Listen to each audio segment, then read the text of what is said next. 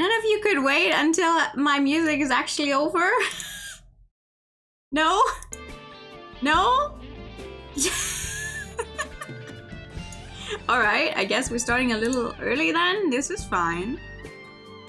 Thank you. Thank you for the gifted sub, and also thank you for the race sub. And also, you want a Pikachu, you will get a Pikachu. Waiting takes too long? How dare you? What do you mean?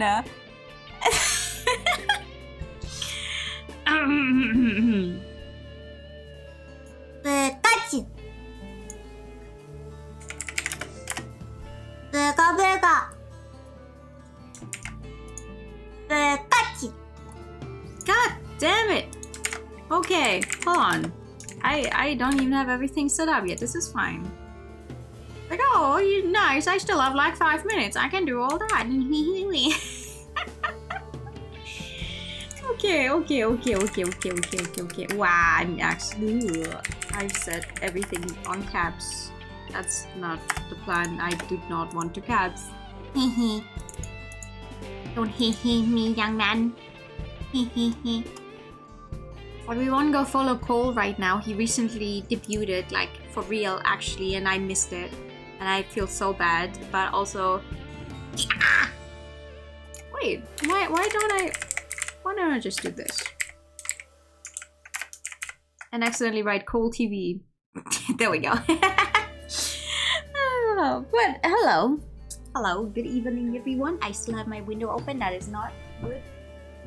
It is so fucking hot out, like literally, genuinely, every other word that has about the same meaning. It's so goddamn hot out. Summer is gonna fucking kill me. Once again, I already got out the fan again because I die. Ooh. Oh, pause your chair and hide your time. Okay.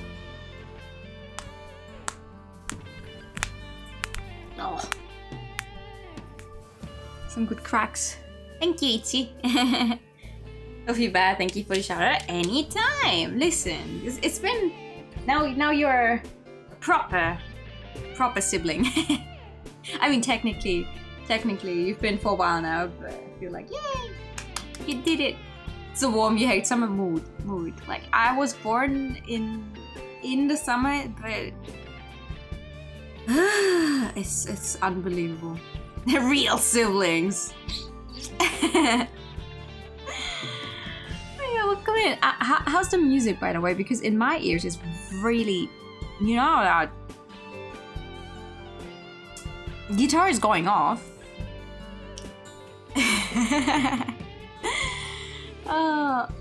Oh yeah, it do be Pride Month. Summer sucks, it's too hot, let's steal the sun. Yeah, let's go.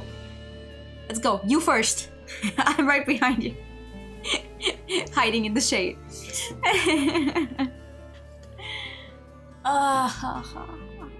Everything hurts. Everything hurts. Did I drink already or no? Well, I'll just... Whatever. Another sip then. Another sip it is! Yeah, it do be Pride Month. I did not time my games correctly. I was like, I want to cover more LGBT stuff during June, but I always forget that June is Pride Month. Because in Germany, or in the parts of Germany that I live at least, all of the Pride stuff always happens way later. It's like, oh, you know, internationally, we're like, oh, yay, June, it's Pride Month, yippee! And then Germany's like, oh, you know, our the street days and other such stuff is like over the course of many more months, depending on which city you are in, and so like, oh man, if I say that, I'm gonna dox myself. Never mind. But yeah, it's not during June. It's not during June where I live, so I always forget that it do be the month. Gay month, be gay do crime, be they do crime. Yeah, exactly. Stealing the Sundays will be something. Yeah. You're not. Hello. You know what you signed up for when you came here, right? Like stealing the sun. Pfft, that's our regular Tuesday evening. You're 12 degrees. Someone else told me that's cold. It's perfect. What? Okay, I don't actually know how... Wait, how hot is it right now? That's a good question. I just know because I rushed to get home. I was sweating. It has 24 degrees right now. Still. Ew. 24 degrees, and apparently it's cloudy. It is not fucking cloudy. There is not a single cloud to be seen. The BAs go phase? Yeah, sure. Depending on where you are, but there's still smaller scale events for international. I mean, frankly, I have no idea what the local scene is about. I have not tried to find anything. I should, maybe. There's probably some stuff happening. But I never lived in a city where stuff would be happening. Now that I live there, I'm not used to actually finding people. You did sign up because of the pink hair, so you should have seen this coming. See? 24 degrees, yeah. That's a lot. But here we are now. My fan still works. I just need to kick it like 3 times, but then it works. I have it off right now though, because I think the microphone would pick up on the noise the entire time, and I don't want that to happen. And it is okay now. We're gonna see about when it gets even hotter and stays as hot the entire evening as well. What I'll do then about the fan and everything, but it's okay. Yeah, what I was trying to say is I did not time my games correctly. I'm gonna try, at least for the visual novels, I want to try to play only stuff that features anything LGBT. Be that in the relationships or the characters themselves, or it sounds worse than I was trying to make it sound like. Worst case, even if it's only made by LGBT people, but then most of the time those also feature stories and characters of the same kind, so that's not gonna be a problem. I don't know about the long streams though. I do have one game in mind I could play right after Sophie, but we'll see about that. For now, we're gonna get into this one, which is a 1980s mystery. It's set in 1980, but not technically our 1980. I do not fucking remember. Wait, it says on the store page. The city is on fire and the devil is to blame, or is it? 2 women must solve an occult-themed mystery set in an alternate 1980s while unraveling the secrets of their past. Hunt for clues and interrogate suspects in this interactive Yuri visual novel. This game was made by Hanako Games, who most people probably... Well, I know Hanako Games from... And now I forgot the name of the game. I'm fucking... Oh my god. Yes. I was like, I know exactly what I want to say, and then I immediately forget what the game is called. I know Hanako Games by Long Live the Queen, which is a stat racing game. I feel like that's what most people would know Hanako Games from. I haven't actually played any of the other games, funnily enough, but they're good games. They're good games, so that's what we're gonna be doing. Long Live the Queen was indeed something. I liked it, and I'm not into stat racing at all.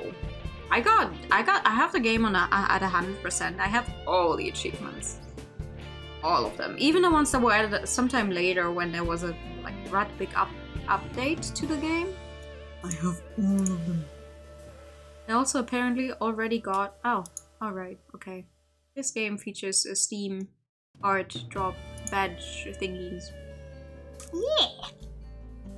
Yeah, I like playing my visual novel adjacent games to 100%. Okay. So, since no one said anything about the sound being off, we're just gonna get into it. I don't actually know if this works with the controller. It would be nice if it did.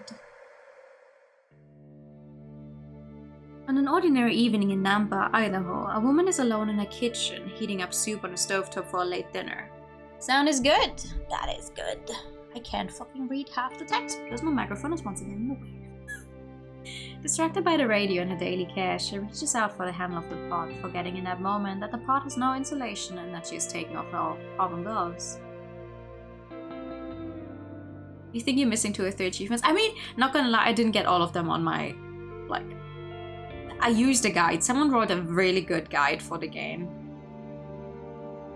For a stat racing game, that's pretty impressive to write a guide for it as well.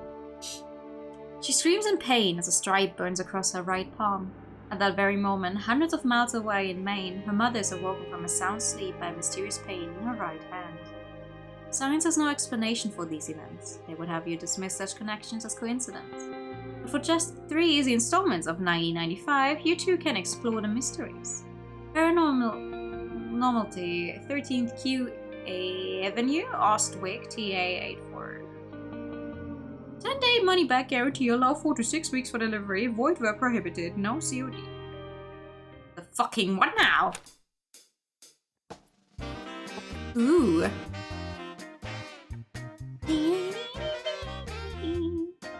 I open the office door and make my way inside, feeling unreasonably apprehensive. Hello?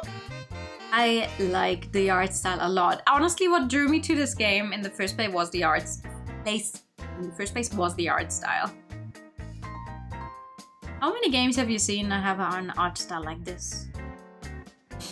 Hello there, I'm glad you could make it. He stands from his desk and walks over to shake my hand in greeting. I hope you found your way in all right. Oh yes, the lady at the front desk was very welcoming. She told me where to go. Never been inside a police department before. I never did any sort of crimes as a child, and I've been lucky enough never to be a victim as an adult. I'm the sort that usually stays out of trouble. Because of that, and because of history and personal reasons, the idea of the police has always been a little frightening. If I didn't know Mr. Williams already, I'm not sure I would have dared to step inside. It's quieter than I imagined, cleaner as well, though I wouldn't tell Mr. Williams that. It really looks a lot like any other big office out there, with all the workers in jackets and ties shuffling their papers. And a nice gentleman in the big room asked if I needed help and called me ma'am. Professional is a requirement in this department, ma'am. Being called ma'am makes me feel like I need to check my face for wrinkles. I'm not that old. I make pouting eyes at him and he returns a tolerant chuckle. Don't the kids call you that at school? The students call me Miss. There's a difference. Miss Carter for the older grades, Miss Diane for the kindergartners, and I generally prefer them. What kind of school? Wait, what? What kind of school do you teach us that has kindergartners and older students? Because clearly it's not just a kindergarten. Anyway, I'm only a substitute teacher. Most of the time it's just me and my writing. Right, you're an author. So when's your next book due out? Not for a while. I've got things in the works, but you know, books don't finish themselves overnight. I think for this year's games, I'm gonna make features authors of some kind, another category. School from the past, that's how things used to work. Oh, really? Sorry, I was not around in the 1980s. When I went to school, we started, you know, kindergarten was kindergarten. And then came first grade. And then first to fourth grade. And then you moved on to another school from fifth to however high you went. I see. They don't pay for themselves overnight either. 1/3 of the advance when I sign a contract, 1/3 when I accept my manuscript, and the last third doesn't come in until the book is published. Mixed grade, mixed age school used to become... interesting. I can't control the last part no matter how fast I work. Editing, cover art, printing, delivery, that's all out of my hands. There's a lot of waiting. And since I'm filling in absences, my work with the school system is unpredictable. So is the babysitting. Folks don't need me all the time. So I'm very excited about this opportunity. Timmy's last trip to the vet didn't do wonders for my household budget. He's worth every penny, of course, but it was more than I wanted to spend. Coupon clipping can only do so much. Timmy the dog? Yes, my baby. I've got pictures right here. I fished my wallet out of my purse and flipped through the plastic protector pages. Look at that smile, isn't he precious? Oh, I remember that little ball of love. You brought him over once or twice when you were sitting kissy. Shelty, right? More or less. I've never worried that much about pedigree. Timmy's my best friend, that's all that matters. I tucked the wallet away and adjusted the strap on my shoulder, getting everything in respectable order. Mr. Williams, I wanted to say I really appreciate you thinking of me as a source and an expert. Folklore study so often gets overlooked in terms of its applications. Especially these days with so many police departments turning to con artists and bored housewives who call themselves psychic. Ever since that Alison Mayberry had a vision and told the sheriffs in Montana where they could find his kidnapped little girl, paranormal activity has been all the rage. Every lawn club lady wants to relieve her champagne dreams might have some deep hidden meaning. Personally, I think Miss Mayberry just happened to see the kidnapper driving her child around the state in his pickup truck, and when she called him for the reward, she made up the story about a vision so she could drive attention to her fortune-telling business. It worked too. I hear client list now is like a who's who of Hollywood. Even the government wants advice on deals and diplomacy. And by now, the Soviets probably have their own Mrs. Mayberry reading tea leaves behind the Iron Curtain to retaliate. I'm not being mean. I don't hate Alison Mayberry. I respect her skill at marketing. My agent only wishes I could attract that kind of attention, and of course I'm glad that little girl was safe before something unspeakable could happen to her. It doesn't change the fact that psychic powers are still a bunch of hooey. Hooey! I'm glad you're not taking him by all that flim-flam. Actually, Kissy's taking one of those correspondence courses to get a psychic certificate after high school. She told me that when there's bad juju on a case, it would be dangerous to bring a sensitive on board. Wouldn't want an investigator to wind up possessed by demons. Right. Is he suggesting that I only got this job because an over-imaginative teenager recommended me as the least sensitive expert available? So, what exactly is the situation? What is the case? I'll tell you more when Jack gets here. Jack? Jack is the partner you'll be working with in the field to keep you safe. Oh. Oh dear.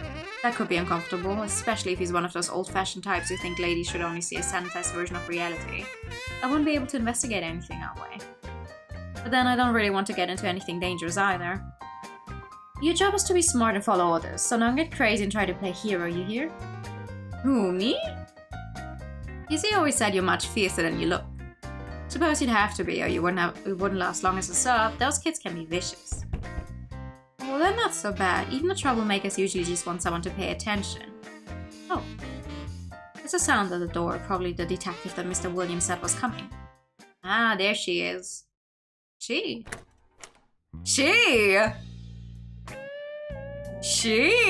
Ooh! The door opens and she walks in. Oh, okay. Amusing. She could have stepped right over a recruitment poster. Long legs, broad shoulders, black hair straight and thick and sleek. Light brown skin still untouched by time and scars. She walks like a woman in complete control of her body. Never surprised, never vulnerable.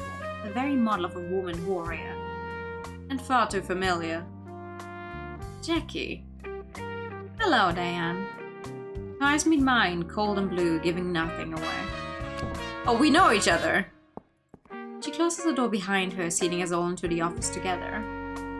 You two know each other? Yeah, we went to the same college. Oh my word, she's gorgeous. I can't stop staring. This is so unfair. I'm not even wearing my cute shoes. Why would I care what she thinks? I doubt she's even looking. At my shoes, I mean. I know she's looking at me. And I can't look away. She holds out a hand to me to shake, all business. It's good to see you again.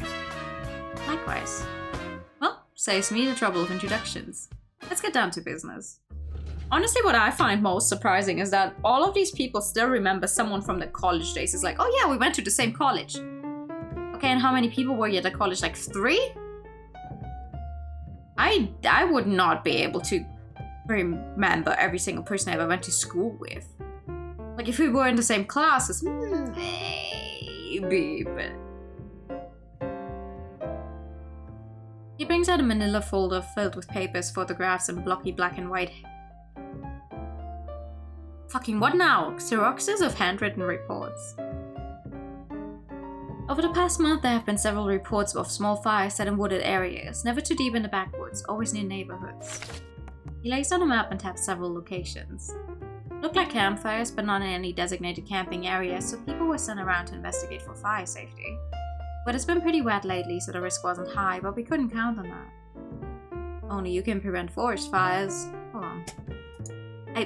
As much as I like the font in and of itself, it's hard to read. This looks a little wrong, but at least I can read this one better. Sorry.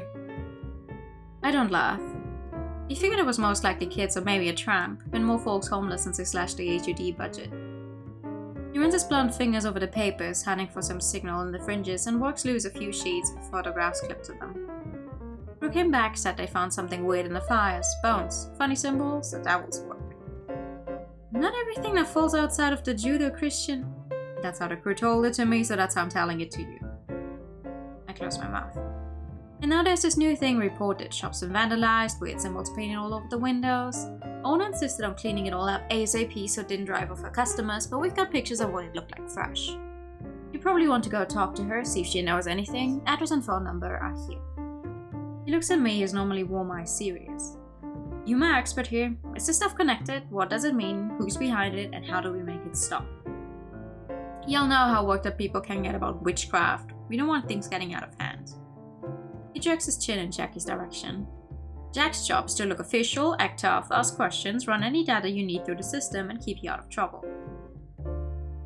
Don't take stupid chances, let Jack protect you. I don't want to hear you got yourself shot. Yeah, shot or stabbed or has some blood curse on your firstborn. I'm sure I'm in safe hands. I wish that were true.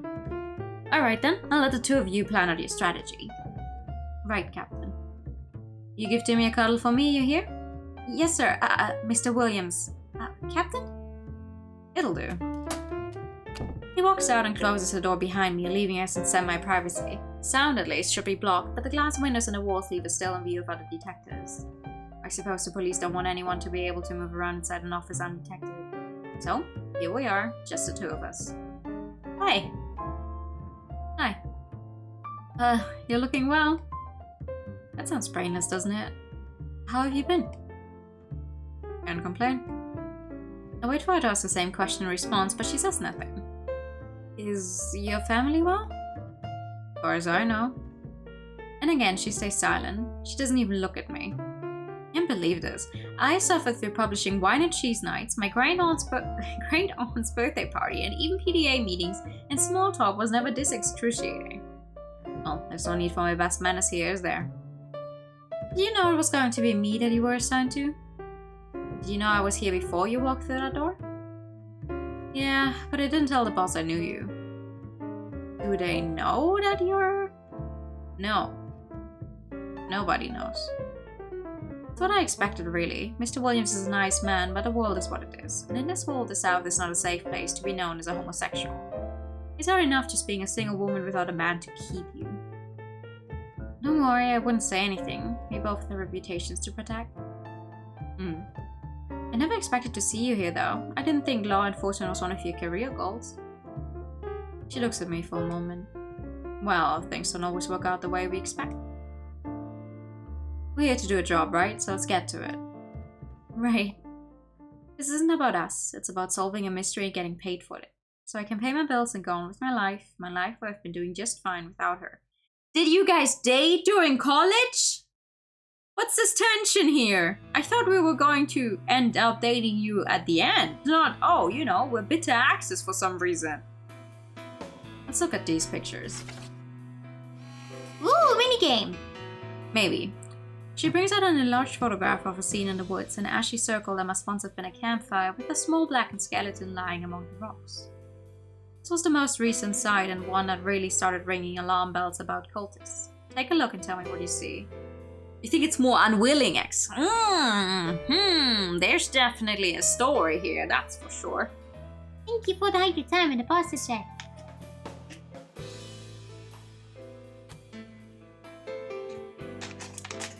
I see. This game does have some mini games, apparently. So hopefully I'll not fuck those up. Alright. Hunting for clues is best performed with a mouse. Would you like to switch to mouse free mode for controller-friendly puzzle?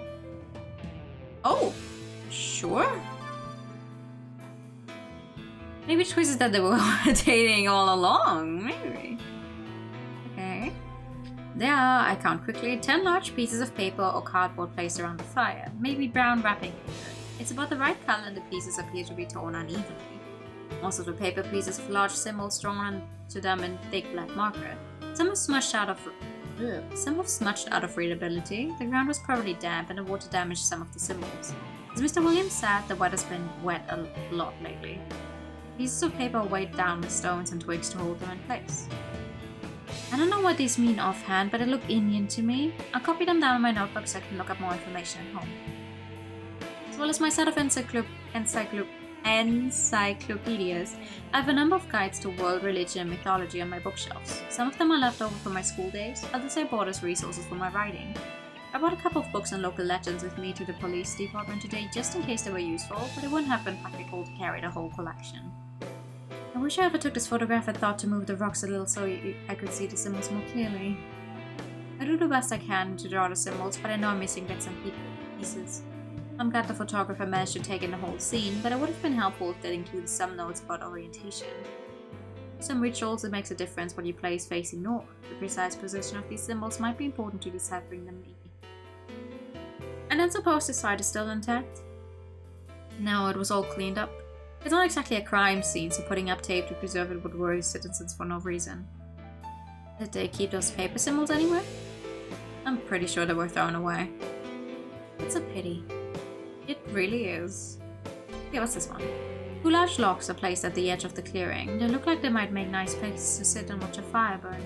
There's nothing occult or suspicious about the logs, but they do suggest that this was a regular campfire area being used. Or at least a part of the park that expects visitors to come and have a seat. This is nice. I know this game was made in Vampire, but the whole a mouse-free thing for if you want to play with your controller, that's cool. The remains of a small fire, smaller than the ones I remember making for s'mores on scout trips. It looks like it was less than 2 feet across. The fire area is surrounded by stones to keep the flames from getting out of control, just like they taught us in scouting. I don't see any tools nearby like buckets or pokers, but the fire starter might have taken those away afterwards. There's not much wood left, but it hasn't been broken up and scattered. The fire was probably allowed to burn itself out, or almost out, and then watered. Fire holds a central place in a majority of religions, so the presence of a fire itself doesn't point in any specific direction. Fire can be used to burn incense or sacrifices to provide protection, to stand in as a representation of divinity or truth, to focus meditation, or just to provide heat and light during a ceremony. For that matter, a campfire can just be a campfire. It doesn't have to be anything occult at all. For mystical clues, I need to look elsewhere. Okay, what about this one? I squint at the scorched bones. 2 legs, a long neck, and a beaked head. Obviously a bird. Too big for a pigeon. The beak is too long for a chicken and too short for a seagull. Do you think this was a duck? Jackie leans over, her arm brushing mine. She doesn't seem to notice. Yeah, probably, but I'm not an expert. It might have been someone's dinner. They could have thrown the leftover scraps in the fire to clean them up. If our pub roasted a duck and ate it, the bones would be more scattered, and even over a campfire, you wouldn't cook the head. You've done this? Camping? Yeah. She doesn't offer any details. I feel like we're gonna hear that a lot. She doesn't seem very talkative yet. Okay, so someone burned a whole duck. It must have been already dead when I brought it here. I don't like to think about a poor little duck being burned alive, but even if someone were that twisted and mean, they wouldn't need a cage to hold it in place, wouldn't they? It's possible that it was a pet that died and they were giving it a funeral. Let's say the souls of loyal pets cross a rainbow bridge to a meadow just outside of heaven to wait for us. A funeral pyre might connect to Viking traditions about Bifrost. The burning rainbow that leads to the realm of the gods. The symbols on the ground don't look like dark ruins though. I probably said all of those words wrong. I suppose it's more likely that it was a sacrifice. That's what we're worried about, blood sacrifice. Animal sacrifices aren't always about negative energies. Incense, valuables, and food are often burned to give them to deities. Because the burned offerings disappear and the smoke drifts away, it's like they've been taken up in the hands of a god. Were any of these burned offerings people? Not usually. If these fire incidents keep occurring, we have to worry what they might burn next. Right. Okay. And what's this one? There are straight lines on the ground radiating outward from where the fire was set to the edges of the cleared space. Someone must have stepped a tool or a large stick into the damp ground and dragged it outwards again and again. Each line is a couple of feet long and doesn't show much wobbling. It must have taken some time to set it all up. The fire is a central circle and these rays come out like a sun or a wheel. Those are both strong, basic symbols that show up in a lot of belief systems. The wheel of fortune of life and rebirth, the wheels of law and progress, fate and consequences which come back around to themselves. Sun gods are central to many pantheons. There is no life without the sun. Order lines might only be meant to connect the fire to these other symbols or draw attention to them. I think that's all I can work out from this scene right now. Okay. I put the photograph back into the folder. Any initial conclusions? Well, no, not so much, other than whoever did this didn't want to start a forest fire. Why do you say that? Well... Ugh.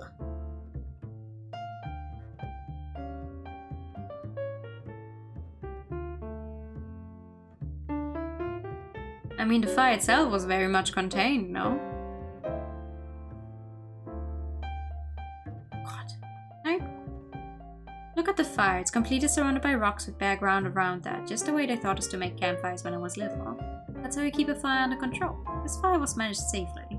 And didn't the captain say that this wasn't a camping area? If that's true, then whoever made the fire had to set it up themselves. Whatever they were doing, they weren't trying to start a bigger fire. Sounds reasonable. You should look at the next scene. Right, the store. I looked down at the introductory notes. The Lucky Penny. Never heard of it, at least not that I can remember. Although the map in the file folder shows it's only a little ways from a nice little shopping street where I found a cute dress once. Thank you for your binary. Good evening, Barry. Unfortunately, a blog or two can make all the difference when it comes to how desirable a location is. The shop names sound distinctly off-brand, probably small and rundown. Ooh, okay. The photograph is focused on the window graffiti, so I can't get a good view of the area or tell what the shop sells other than the jewelry displays right behind the glass. I don't think there'd be a lot of high-end jewelry for sale in that neighborhood, so it's probably a small local designer. Maybe the owner is the artist. In any case, it's obvious why the owner was so upset about the vandalism. Even in a bad neighborhood, being mocked up like that can't be good for business. What clues are there to tell me about the culprit's motives? More than I thought there would be. Let's see. This is strange. There's symbols all over the hand and they look like alchemy symbols, but they're the wrong symbols and they're in the wrong place. How are they wrong? Palm readers have a lot of traditions about naming parts of the hand so they can talk about the differences between them. The moon of Venus, the plane of Mars, the finger of Jupiter. I know what those symbols look like and where they should be placed in the hand. These are totally different. I can't read what all of the symbols inside the fingers are, they're too messy. And I don't have every single alchemy symbol memorized, so I don't know what all of them mean. I do recognize these triangles with lines through them. Those are the four classical elements, earth, air, fire and water, and that's not what's supposed to be drawn inside a hand. Also, the palm tree symbols are always drawn inside the finger shapes, not over them. The setup is more like a hand of mysteries, except then there would be a fish. Jackie blinks a few times but doesn't ask about the fish. I sketch as many of the symbols as I can into my notebook for later reference. It's an outline in the shape of a hand slightly similar to the ones you'd see on signs to advertise palm reading services. These lines mean the palm is facing forward, so it's a left hand. That could mean the left hand path, dark magic, or breaking taboos. In palm reading, the left hand also means hidden potential or unchanged fate. The right hand is supposed to reflect what you've chosen for yourself, and the left hand is your original destiny. You'd let fate carry you along. It's still nonsense, but I appreciate that palmistry has some respect for people choosing their own futures. An upraised palm also means stop, so it could be a warning. An upraised. What the fuck did I just say? An upraised. What? Do I have a log somewhere? Ah, do we not have? Ah, I can just scroll back up. An upraised palm. Okay, yeah, good. The pointer finger on this hand is longer than the other fingers, which isn't right. Fingers don't look like that, at least not usually. Could be trying to draw attention to something or representing the power of an idea, or it could mean weight. Or it could just be sloppy painting. There's a large eye symbol in the center of the palm. An eye inside a hand will usually be a hamza, a protection symbol from the Middle East. It's meant to ward off evil forces. So it's not an evil eye. A hamza is an anti-evil eye? But it's always depicted on the right hand, not the left. Putting it on the left hand could mean a reversal. So it is an evil eye. It might be. I tried to remember. The eye inside the hand was also used in the Mississippi culture. It might represent a portal to the other world. Would marking the store as a portal to another realm be a good thing or a bad thing? I really can't tell what this signifies. The pattern on the window is made with some dark reddish substance. It doesn't look like paint, it's far too thick and clumpy, and there's no running drips. Instead, there's a single splotch over to the side of the main pattern. Possibly that's why the vandal tested their materials before starting to create a larger hand. It doesn't look like a deliberate design, at least. That makes it easier to focus on the substance itself. Is this blood? The inside team said it looked like some kind of blood paste. Didn't smell like makeup. They took a sample for the lab before the site was cleaned up. This results aren't back yet, so we don't know if it's blood, and if it is blood, we don't know if it's human. Ugh. There are lots of ways to make a red paste, I'm sure, but the blood color is very unsettling. What can work out from this scene right now? So what do you think? About the case? She raises an eyebrow. Of course, about the case. Well, so far it looks pretty eclectic rather than any clear tradition. There's a lot of symbolism, but it's not matching up.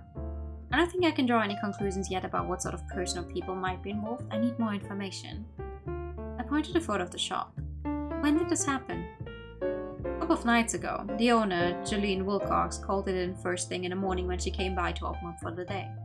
No witness report, so it could have happened any time after closing the day before. Do you know what the shop sells?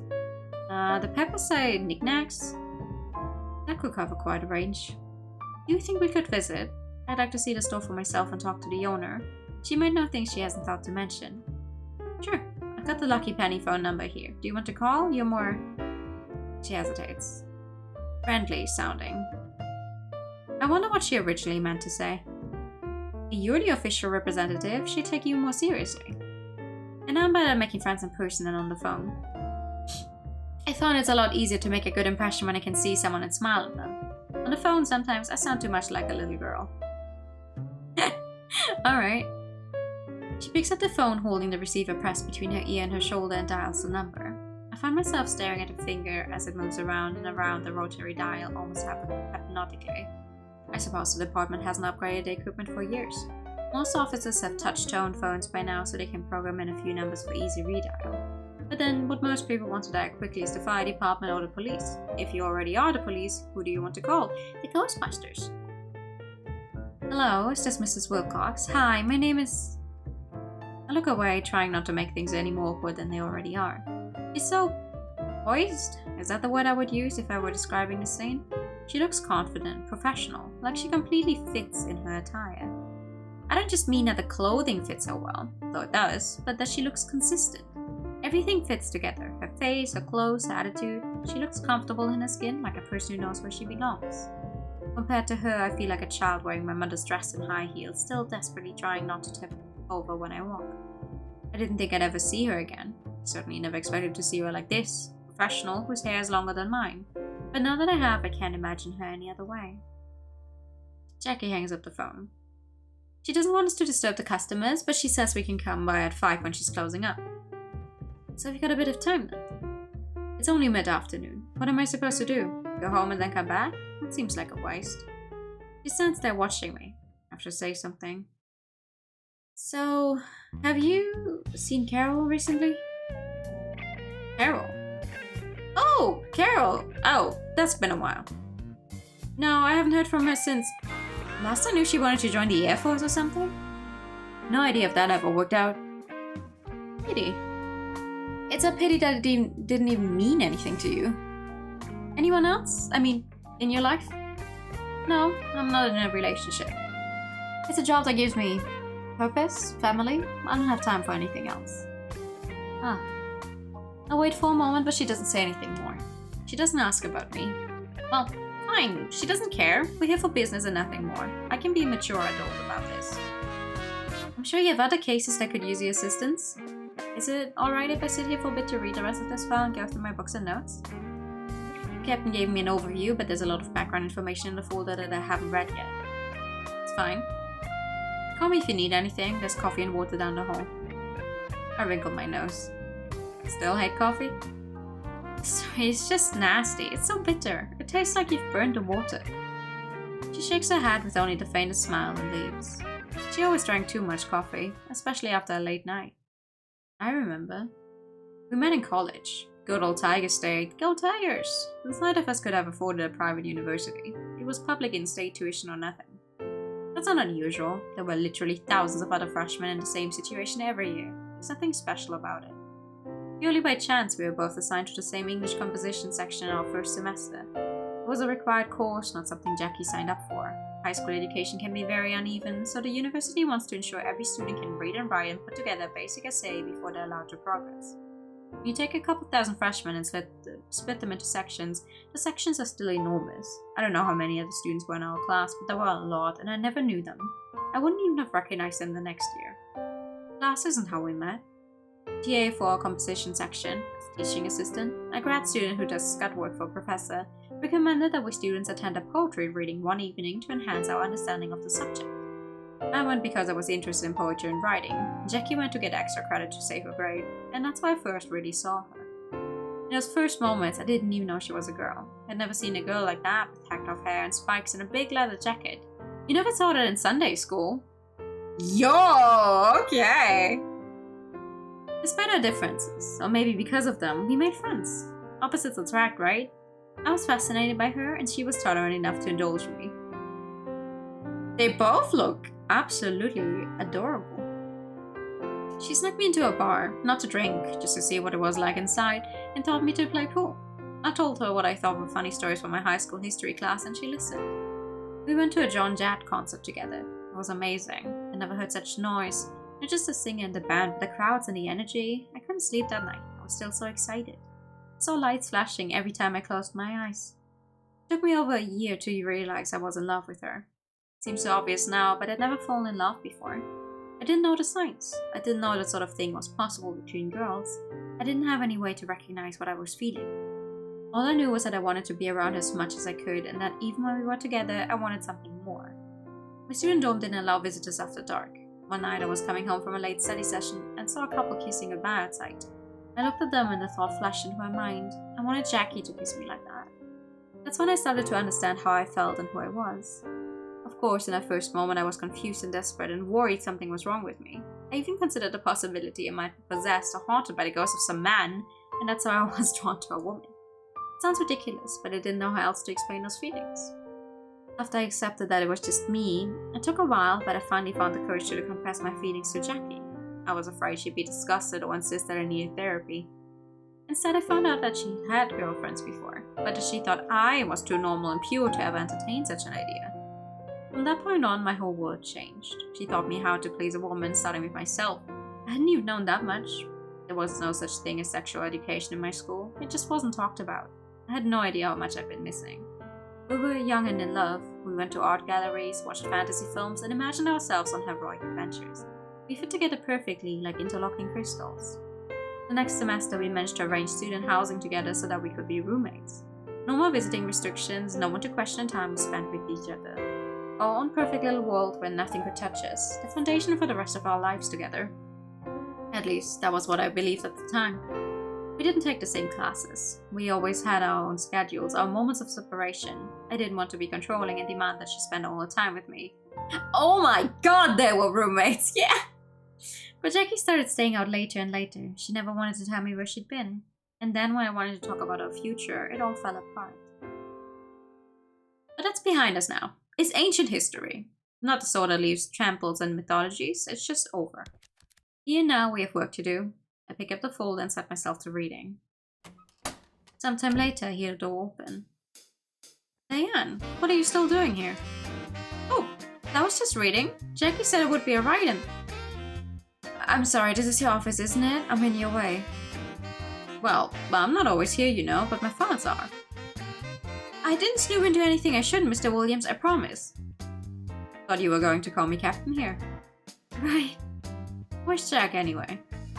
Oh, well, we made plans to visit the Lucky Penny, but the owner doesn't want us there until closing time, and that's not for over an hour. You open your stream, get an ad for a movie you just came back from. Hi! What movie was it? Was it good? Did you enjoy your time? Could he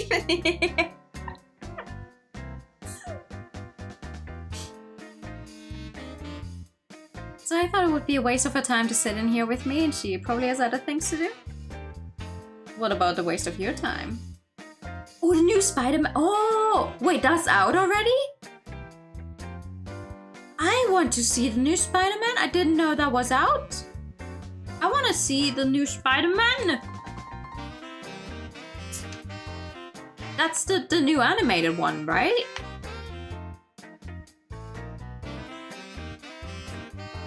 I loved Into the Spider-Verse. Oh, I have to look up if it's already out here as well. Oh my god. I want to see it. It released here today. Oh, I will. I have to look that up later. Spider-Man. Spider-Man. Spider-Man. Okay. Thank you. I'm good. I hope you're also good. I suppose if the police are paying me to investigate, they want me to do more than sit here and read. I'm not sure what else to do other than read. There's no specific signature in these files to follow. Not yet. Why don't you two drive out to the side of the latest file and see if you can draw any conclusions from the area? I thought of that, but Jackie said it had all been cleaned up. However, even if the symbols and the lines are gone, those logs should still be in place, and from that I can work out the orientation of the symbols in the photo. You're right, that's a good idea. I might have thought of it earlier if it hadn't been knocked off balance by being in a room with Jackie after all these years. Well, can't let my issues stand in the way of getting this job done. Thank you, Captain. I'll go find Jackie. I stand up to head back out into the main building and pause. Where's her desk? Good evening! I'm pretty sure she doesn't raid an office of her own. I'll show you. How about you? After I find Jackie, we head out back together to take her car. Not a fancy police cruiser, just a car. I climb into the passenger seat and place my back neatly at my feet, then brush down my skirt to avoid wrinkles. Thank you for the question. There's a faintly familiar smell lingering in sight, one that becomes clearer when Jackie reaches over to extract a pack of cigarettes from the glove compartment. She pushes in the cigarette knob, waits a few seconds for it to pop back out, then pulls out a lighter and passes it to the tip. Sorry. She cranks the handle to roll down the window and blow her smoke outside. I'm trying to quit. Why? I thought you enjoyed it. I certainly didn't. I watch the news, you know. Cancer's hell. I don't want to do something that's going to get me killed, she says, working as a police officer. But you became a police officer. That's different. Okay. Yeah, we get injured, there's fights, even if you're mostly detective, sometimes you get into a mess. EMTs have it worse. Their job is always an emergency. We get hurt, we don't usually die, and it's for a cause. He flaps the smoke away from us. This is just a waste.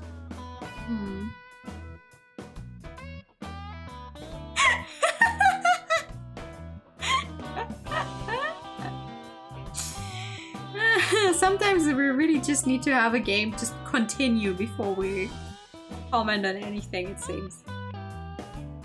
I turn my head away, hunting for distraction. My eyes fall on a charm hanging from the rear view mirror. It's a gold-wide pyramid with a reddish-orange banded stone hanging in the center. Oh, wire, not white. Is that sardonyx? Yeah, that's a charm against that. Since when did you believe in all that stuff? I don't really, but you know, any edge is a good edge. What's it gonna hurt? Besides, you get a discount on your car insurance with an up-to-date Feng Shui test. True enough these days, but I still think it's ridiculous. A polished bit of rock has no power to dissuade thieves. Unless of course the thieves share the same superstition or are sworn to a guild which orders them to spare any citizen who displays the correct signs and pays their protection money.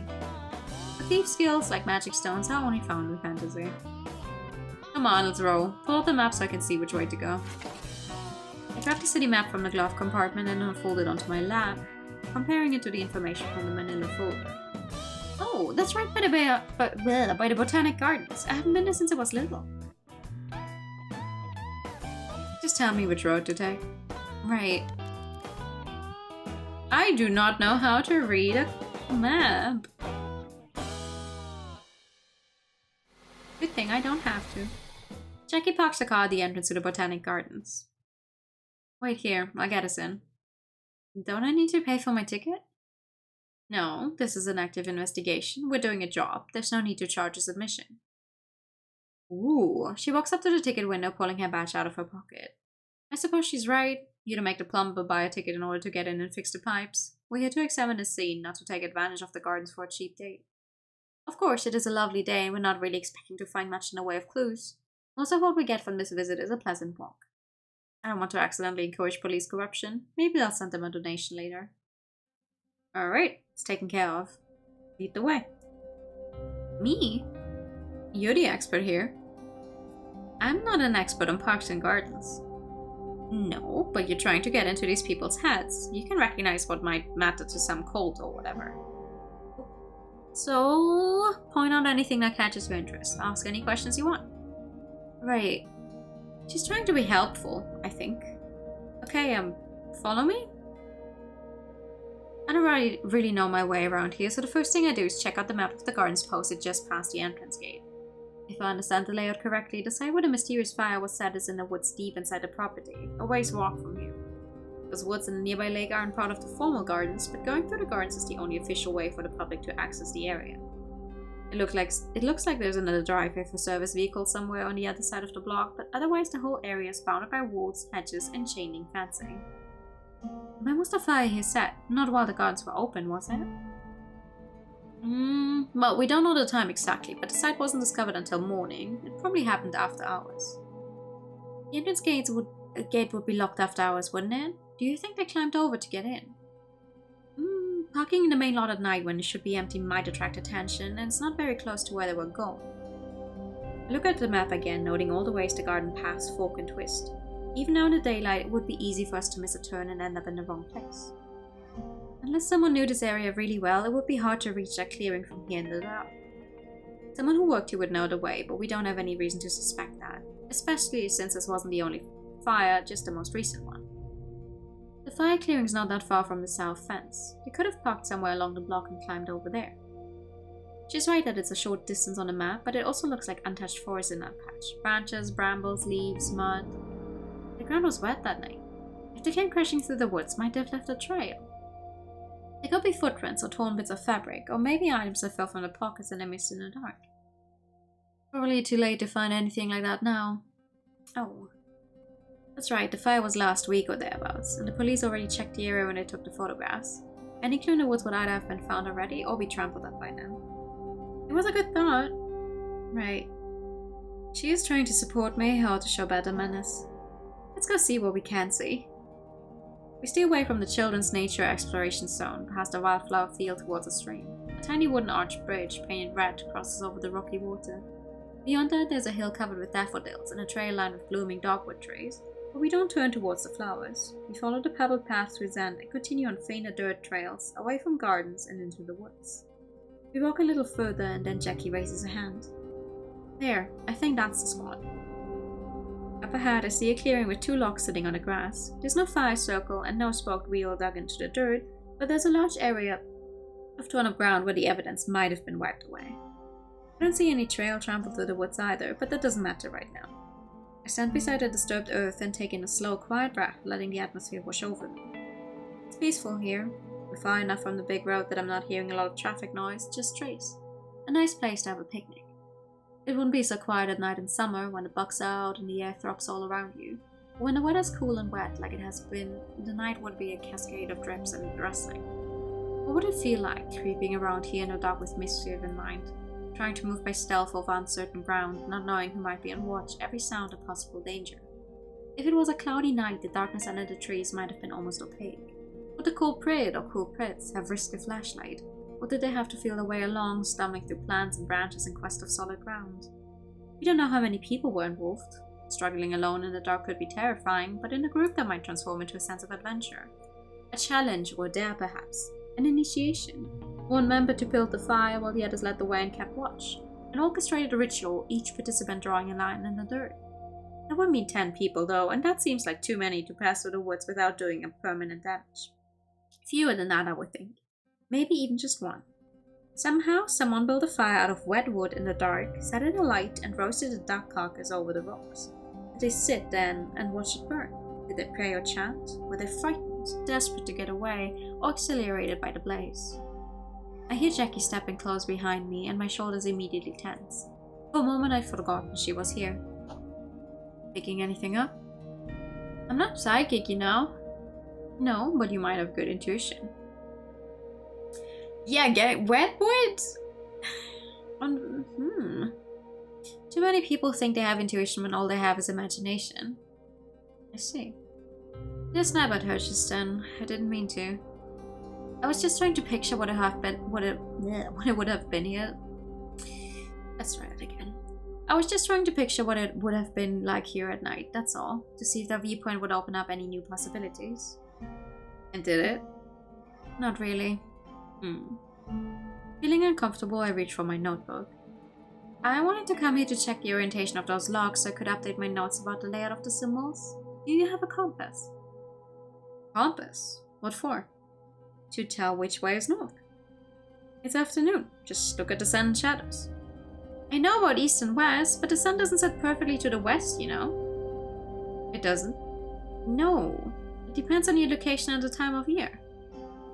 I don't remember all the details without looking it up, but I know it can be north or south of east. Well, it's close enough, isn't it? Details matter, the precise ritual meaning.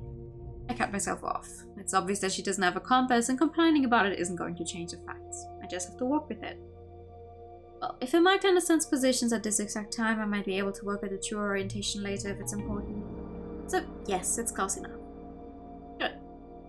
I checked my wristwatch. It took longer to walk it than I thought and copied the time down in my notebook, along with a quick sketch of the site as I see it. I'm certainly no artist, but even squiggles can help show what stood where. Yeah, lots of reading this one. Yeah, this one, we're back to unvoiced visual novel that's just pure text, and some more text, and some more text. So thank you. Thank you for that good time. While I'm here, I make other notes of the little details photographs couldn't tell me. Birdsong, 3 shapes, everything I can see and hear from this location. I can hear Jackie shifting from foot to foot. Look, I just wanted to say that I'm sorry. Huh? Oh, you're saving my game, okay. Huh? I'm sorry I don't have a compass. Oh, I mean, that's not important. I'm supposed to be assisting you and you asked me for something and I couldn't provide it. It's fine. If there's anything else you'd like me to do, if you want me to search the woods or check the fence or... Really, it's fine. I'm not going to give you a bad grade. What? Never mind. Actually, we should probably get going. I don't think there's anything else to find here. I'm not sure there was anything to find here at all. I'm more interested in what we'll discover at the Lucky Penny. Oh, right. Do you remember the way back? Of course. Then lead the way. Alright. She walks ahead of me. I pause for a moment, taking a last chance to survey the scene. I know forests don't really have a spirit, but I'm glad that whatever happened here didn't do any serious damage to this place. It's beautiful, and it deserves to be appreciated. Coming here was mostly busy work, but it wasn't entirely wasted. I'd better hurry back to the car. I like the little dots. That is apparently the car. Jackie pulls up along the side of the road and switches off the engine, letting the car settle into silence. The street itself is quiet, though I can see some activity off in the distance. I think there's a restaurant down that way. There could be a lot of students in this neighborhood, but these particular shops are more on the outskirts and slightly run down. Not as many people walk out here.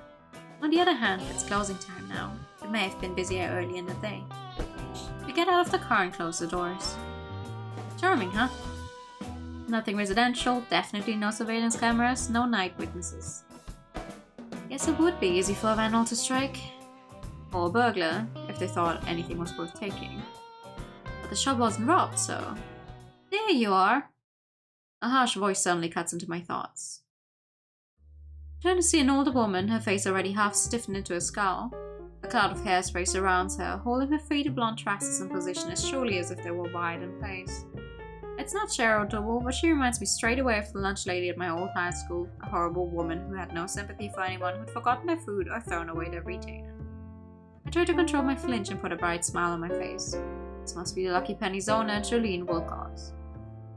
Hello, Miss Wilcox. My name is Diane. This is my friend Jackie, whom you spoke with on the phone. People are always too late. She didn't want us to come any earlier in the day. Well, she may be determined to be difficult, but she has a right to be upset after what happened to her store. She's probably frightened, not knowing who's responsible or why, or what else the vandals might do to her. Thank you for taking the time to...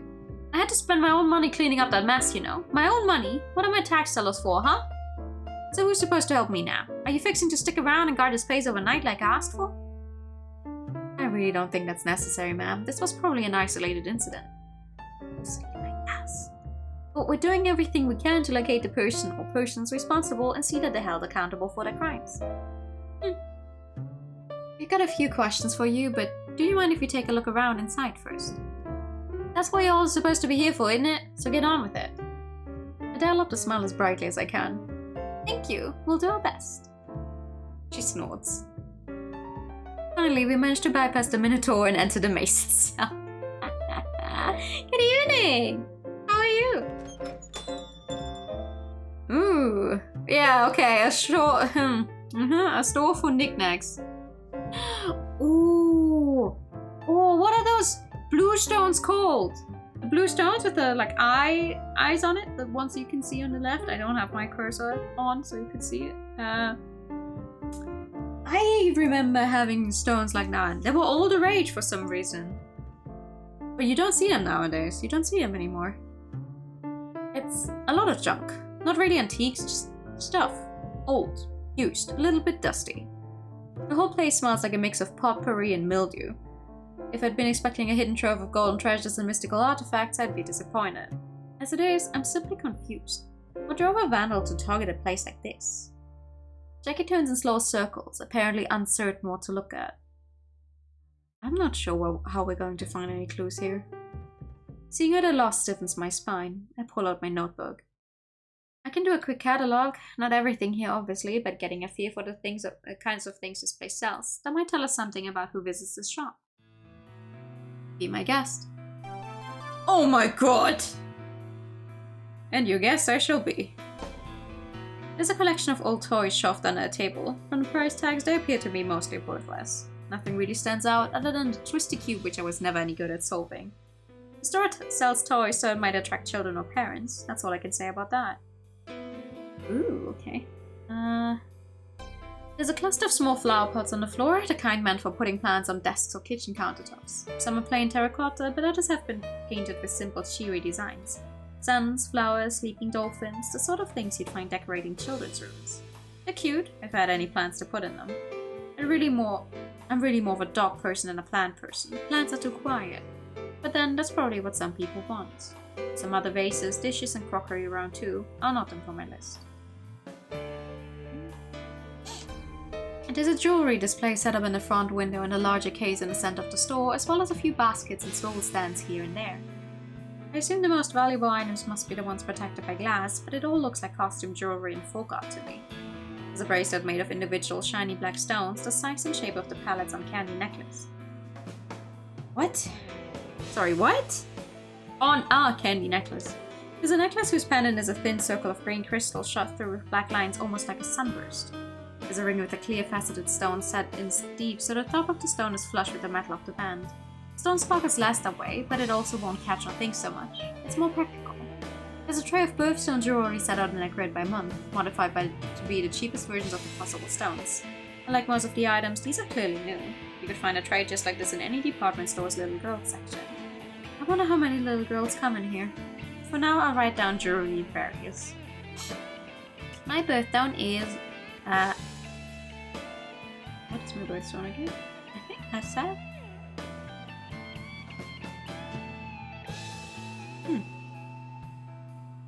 I don't actually know. I looked it up some months ago, but I don't remember. There are a number of glass discs hanging in the window. A black dot in the center, surrounded by light blue and white to represent an eye surrounded by darker blue. These are Nazar charms. They're good luck. They ward off the evil eye. Oh! Probably a popular gift item. The store certainly has enough of them. Does that have anything to do with the evil eye that was painted on the window? We're not sure that was an evil eye. Peridot spells sardonyx. Yeah, peridot. The charms are visible through the window from outside, so there might be some connection. Although they probably weren't visible at night when the graffiti was painted, since the window would have been dark. Anyway, I marked them on the list. Where's my cursor? Around the store, a variety of gold wire pyramids have been placed on top of empty surfaces, each one with a different colored crystal hanging in the center. Most of them aren't really crystals though, but stones tumbled smooth and shiny. These look like a charm you have in your car. Well, I didn't buy mine here. I didn't think so. I see these in stores all over the place. It's probably a factory in Taiwan churning them out. Each crystal is meant to have different vibrations, so the color shows what's meant to affect. Promote love, bring good luck, ward off drunkenness. There's a charm for everything. Hello, hello, raiders! Good evening, hi soul! Welcome in! I'm new and like the color pink, visual novels and JRPGs, and we're currently playing Night Cascades, which is a 1980s mystery game, mystery visual novel, which features lesbians. How was stream? Well, hello! Also Pikachu for the raiders, of course. Pikachu! Pikachu!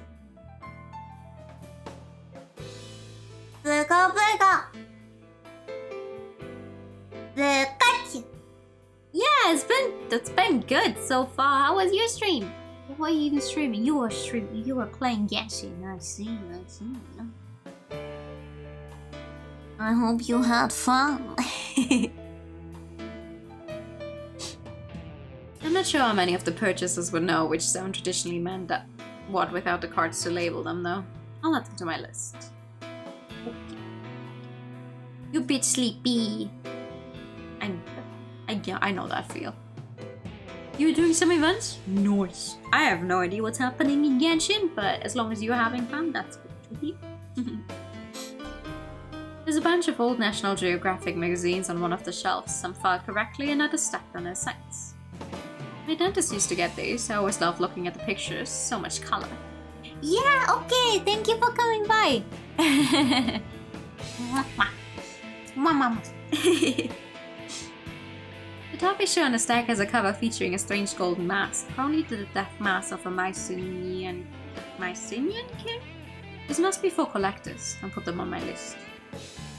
Funnily enough, one time, I saw the Utena, oh my god, what's the full Revolutionary Girl Utena manga in the showcase in the window of some kind of antique store.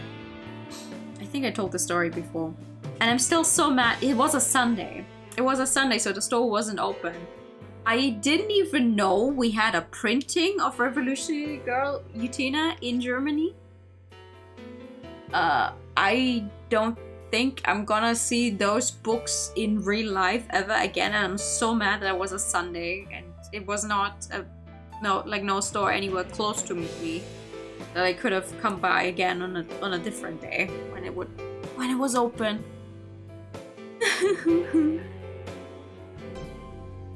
There's a small number of old books near the front and a much larger collection lining the back wall. If there's any organization, I'm not seeing it. There's cookbooks, a field guide to edible wild plants, a book of baseball legends for children.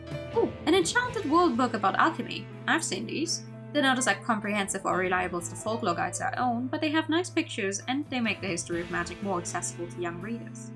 Well, the history of human belief in magic anyway. That's the only thing that's real. Camelot never existed, but the legend of King Arthur still has effects through our time. Of course, magic is out of fashion now in favor of psionic phenomena, and anything that sounds halfway scientific. I don't think there's anything important here. I'll just say books for my list. Aww. I think wait, we're missing something. Camelot never existed!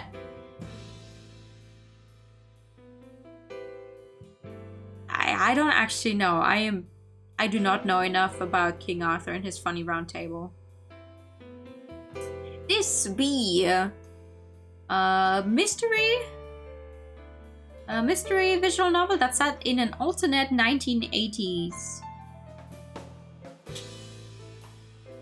featuring an author slash substitute teacher and her ex-girlfriend who's on the police force, who's now trying to solve a case.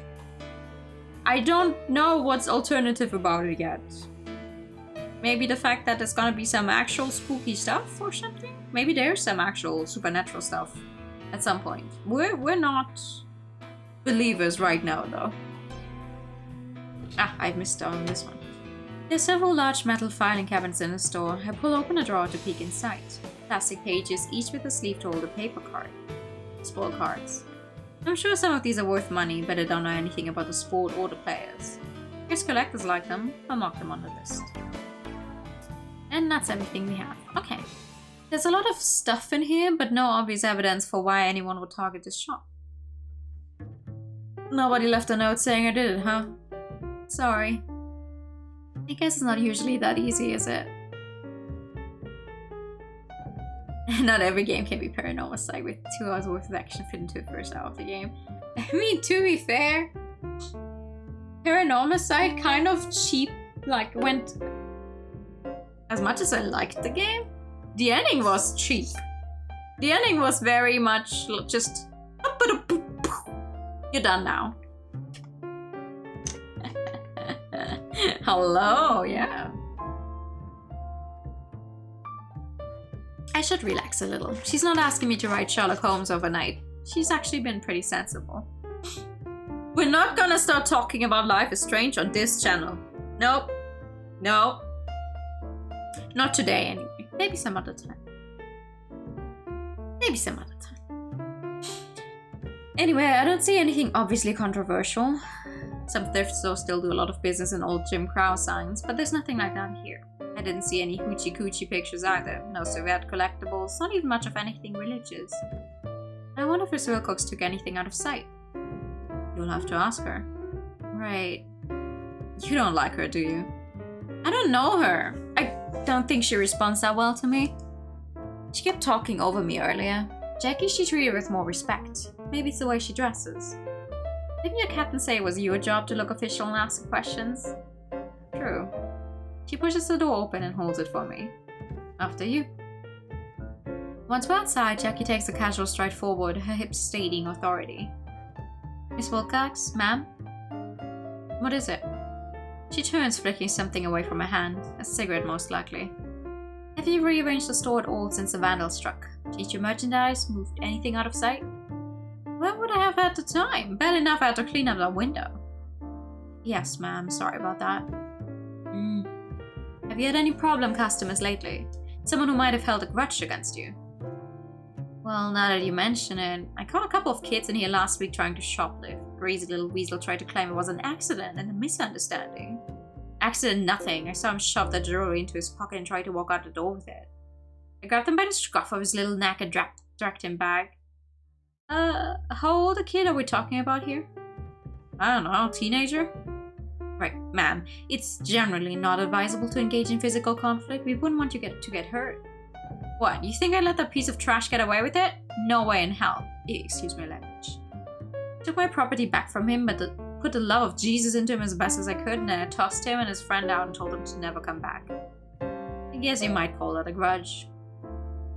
You're gonna go to sleep now? Okay, get some rest. Thank you for coming by. Yes, ma'am. You don't happen to know the names of these kids, do you? Got a description? He was like... Puerto Rican... Oh, fuck. God damn it. Puerto Rican or something? Didn't get his name. I hide my wins. I doubt she has any idea what a Puerto Rican looks like. Why can I not say that right now? Puerto Rican. Why am I saying it like that? I know I can pronounce it right. Jesus. About as tall as that little miss. Kind of skinny, hair short and black. Little miss. What he was wearing? Any bandanas? Purple shoelaces? Nah, no gang colors that I saw. He had his black t-shirt with a skull on it. Weird looking skull with long teeth. Friend was waiting outside probably to pass over the loot. Didn't get a good look at him. White boy, light hair, maybe blonde, maybe reddish. Not the stupid hairstyles that's short in the front and long in the back. That's a mullet! A mullet. Whatever. Did they make any threats when you told them to leave? Did you see them again after that? Nah, they ran off. I don't know if it was those two that messed up my shop. Could have been any punk. The streets are full of them. Well, we'll look into it. Sure you will. We're doing our best to help. I don't care about your best. If you're not arresting anyone, you're not gonna guard my place and take yourself out of my way. Yes, ma'am. We'll update you if there are any new developments. Yeah, whatever. Jackie bows out politely to Miss Wilcox and escorts me back to the car. We slide back into our seats, pulling our doors closed. I guess that, ma'am, really is department policy. Huh? Oh, sorry, was something Mr. Williams, your captain, said to me? I thought he was funny when he called me ma'am and he said it was professional manners.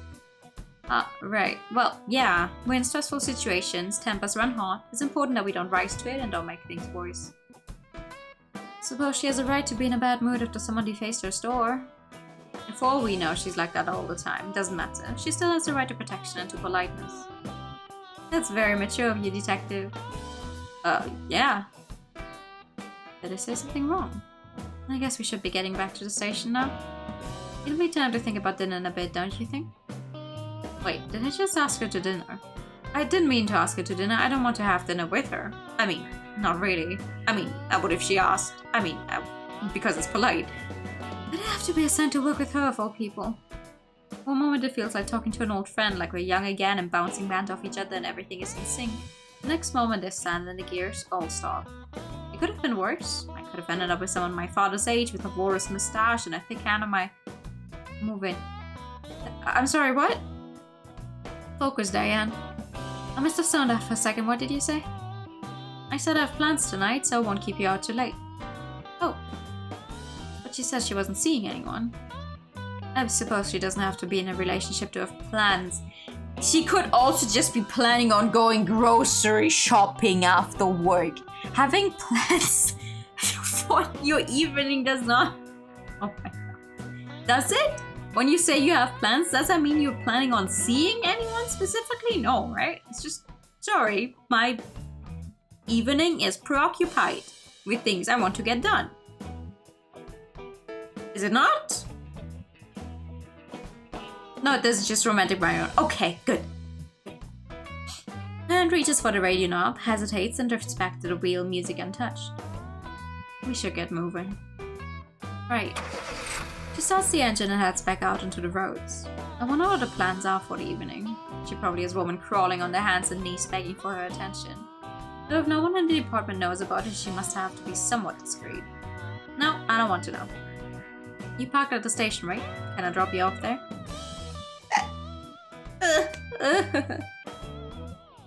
I hate hiccups. That's fine. Right, good. So I'll call you if there's any new developments.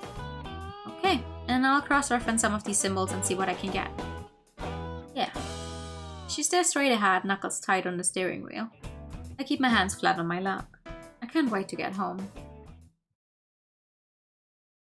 Oh, wow!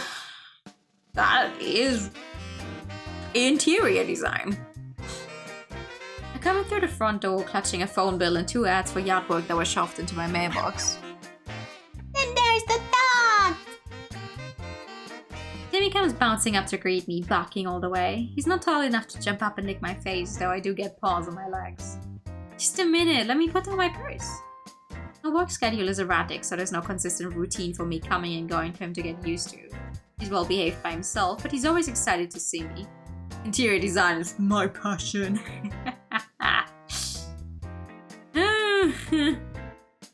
I like how she's arranged the pictures on the wall, though. I can get behind that. Huh? And for Timmy, excited means spinning in circles, making noise. I set down my purse and the mail and grab the jar of Timmy's treats from the closet. Sit. Give me a paw. Good boy. I give him the treat and let him finish that while I turn on the TV. Then I call him over to the couch for petting and snuggles. I will need to take him for a walk in a little bit and then feed him his dinner, but I don't want to rush right back out the door just after getting in. Anyway, petting Timmy is soothing, and I like soothing. He's my perfect little lap fluffy. The television, unfortunately, is less soothing. I'm right in the middle of an ad break. Hot, sweet, sexy, and haunted by a secret that threatens to destroy our family. The woman on the screen pumps a shotgun and sneers at the camera. That's one way to chase off family problems, but I never wanted to learn to shoot. Scene changes to show a bunch of sad people crammed into an elevator together, driven to despair by new car prices averaging over $13,000. I'm in opposition to buy a new car no matter how they price it. The next commercial is a series of close-ups of supermodels talking about how great their fancy makeup makes them feel. I could get up and change the channel, but then I'd have to move Timmy off my lap. Were the 80s when TVs didn't have remote control yet? We now return to Until We Meet Again. Finally, some proper international romantic spy drama to take my mind off things. Oh. After taking care of Timmy's needs, I make myself a nice pot of stovetop spaghetti. I love spaghetti, but I only eat it when I'm by myself in case I lose control of the sauce. I'm by myself a lot though, so it's not much of a restriction. Timmy likes to snap up bits of the dry noodles, but I don't let him have very much. I finish my meal, put the leftovers in the fridge, and drop the pot into the sink to soak. And then the phone rings. I head over to my desk to pick it up. Hello? Oh, hi! It's my Aunt Agnes. I carefully unkink the coiled phone cord. The coils tend to get linked to themselves, especially if I'm fidgeting with them, and carry the receiver over to the couch to settle in. I love my aunt, but she's never heard of a short conversation. It's a long distance bill, not mine, so I don't want to hurry her along. I know she's a bit lonely and arranges her budget to make sure we keep in contact. Yes, I'm taking care of myself. I just had a home-cooked meal. No, it wasn't macaroni and cheese. Oh, that's a good idea. I should make a dessert. Maybe that spice cake with walnuts? I can't help it if my metabolism works that way. I do love desserts, but I feel like I would be spoiling myself if I made cakes too often. Besides, it's a little sad to eat a whole cake by yourself, and cake is not always safe for dogs. There's nothing sad about eating a whole cake by yourself, though I have to admit the farthest I've gotten was like half of an entire, strawberry cake. Maybe a little more than half in one evening. No regrets. Which didn't stop Timmy that one time, but he's better trained now. Oh, you finished the book. What did you think? I straight to the bookshelf where I keep pristine copies of all my published works. Of course, the name on those spines is not Diane Carter. Not exciting enough. Too ordinary. Too mean. There are a few people here in the South who wouldn't be happy about their children being taught by someone who'd also written sword and sorcery novels featuring women in leather bikinis. So Rain, welcome in! Thank you for coming in with the rain. You're not late, not at all, no worries. Thank you for coming by. All the covers feature the leather bikinis. My actual heroines usually wear more armor than that, but my agent insists that the infiltrating a slaver pit the look sells more copies. I write as Rosalind Perry for the delicate taste of old England. The author blurb inside the cover admits that I'm American, but no one actually reads those before buying a book. Only the first impression matters. Oh. Well, I wasn't planning on him coming back, but maybe? My publisher will not allow me to write scenes depicting lesbian sex or to put a heroine into a long-term relationship with another female character. But they will let me suggest that encounters have taken place, especially if the protagonist gets something out of it. Secrets, a key to the castle gate, being hidden from soldiers, whatever. So my heroines tend to love him and leave him, man and woman both. I didn't say that. I haven't started the new book yet, but I did start not a new job exactly. It's not full-time, it's not even part-time, it's more like a contract, an assignment. I'm an expert opinion on esoteric religion. Finally I get to use a degree for something other than naming priests and demons. Oh, and you'll never guess who I'm working with. Jackie Morales. Yes, that Jackie. Aunt Agnes is my only relative who knows and understands about my lifestyle. Not that it really is a lifestyle, I've been living here alone for... No, I'm not alone, I have two. Can you believe she ended up in law enforcement? If I'd had to bet, I would have put money on her being arrested instead. Would have sounded more likely. I thought she had a juvenile record, but maybe I was wrong. Or maybe those don't count. I mean, she's strong, and it makes sense she would want to protect people. It's just, we were always, protest girls in college. And now here we are working for the department. Yes, I said we, that's who hired me. I told you I'm the expert on cults. It's not like the days when I used to shoot hippies. It's a whole new system. We're here to solve mysteries. Yes, I remember about the bombing. No one could forget that. The old police up in Pennsylvania got so caught up in consequences for criminals, they dropped a bomb on an American neighborhood. An actual bomb, like we were all afraid the Soviets would do something. They killed their targets, and their neighbors, and their children. A whole block of houses was wiped out. And for what? To punish a few people who peddled crack and didn't pay their rent? How could that be fair? How could anyone justify that? Oh, they tried. The old guard insisted it was all legally authorized, as if that made a difference to right and wrong. But the news wouldn't let them out of the spotlight, and the tides of opinion turned. Many police departments had to be completely disbanded and rebuilt from the ground up around what should have been their guiding principle all along, to protect the public, not themselves. I don't know how much of a shake-up there was down here though. I promise I'll speak up if I see someone putting the boot in. Besides, I used to babysit for Mr. Williams' daughter. He's a good man, he keeps them polite, and Jackie's been very professional. No, she didn't say anything about that. No, we didn't really talk about anything personal. I tried to raise the subject just to clear the air, but she pretty much brushed it off. Not rude, just minimal. Quickest answer possible, then moving on. I guess it's all water under the bridge to her now. Oh, am I that obvious? I sigh, thumping my head against the sofa pillows. I know it's hopeless. It's been hopeless for a long time, and I'm not expecting a miracle. I guess the hardest part is how much she's changed and how much she hasn't. She's this whole new, responsible adult that I never predicted, but being with her, I can feel her all the time. Whenever she was near me, it was like heat on my skin. I couldn't tune it out. I've been so tense all day. Press a hand to my forehead. Right, I know. No, I'm fine. I do have work to get done tonight. She's supposed to call me tomorrow. Alright, I love you too. Bye-bye. I turned the receiver away from my face and coaxed Timmy off my legs so that I can stand to hang up. Then I head to the bookshelves to find my introduction to Tantra. I should start doing some research on the symbols from the fire.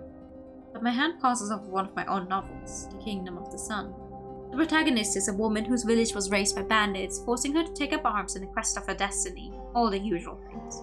The face on the cover is all wrong. The artist went with someone much paler and bustier, but the woman I imagined, the heroine I described, looks a lot like Jackie. Never really let her go, have I? I never expected to see her again. I don't know what I might have thought could happen. I never let myself dwell on it. Did I want her to beg me for forgiveness so we could have a grand romantic reunion? Did I want her to sweep me off my feet? Did I want her to sneer at me so I could unleash every cutting word I've ever wanted to say to her? Well, I was wrong on all counts. What does she think of me? She doesn't hate me. She doesn't want me either. She doesn't even feel guilty. She acts like everything is fine, like we're just old friends. Maybe this is what I need to chase out the ghosts and hammer the message into every corner of my subconscious. There's nothing there. It's over. I'm a fantasy author. I write adventures and dreams for other people, to take them away from the world for a little while. But magic isn't real, and people like me don't get happy endings. Wow, at least we get good dogs, don't we, Fluffball? Yes, you're a good boy, yes you are! At least I'm not alone. That's depressing. In order to unlock your full energy potential, you first have to love yourself. Stand up, wrap your arms around yourself, say aloud, I deserve to be loved, I deserve to be powerful, I can attract the fortune I deserve. For more personal instruction, dial calls cost $2 for the first minute and 95 cents each additional minute. Call now. For entertainment purposes only. Must be 18 to call. Ow, ow, ow, ow, ow. My hand hits the button on the alarm clock before my eyes creak open. Oh, 500. Time to get up. I hit the shower for a quick wash, get the body wet, turn off the water, soap up, then rinse off. Nothing wasted. In the kitchen, I slip a couple of pieces of bread into the toaster, then pour myself a glass of grapefruit juice. As a kid, I envied families who could sit around a brightly colored box of frosted cereal puffs with magic tricks inside. I tried buying one of the new fruit cereals. It tasted like soap. I'll pass. Breakfast is about putting fuel in your system. You never know when you might need to be ready to run. I can't remember who taught me that. I gulp my juice and the tartness punches my throat into alertness. Pinch your toast, rinse the plates, check for crumbs, roll out.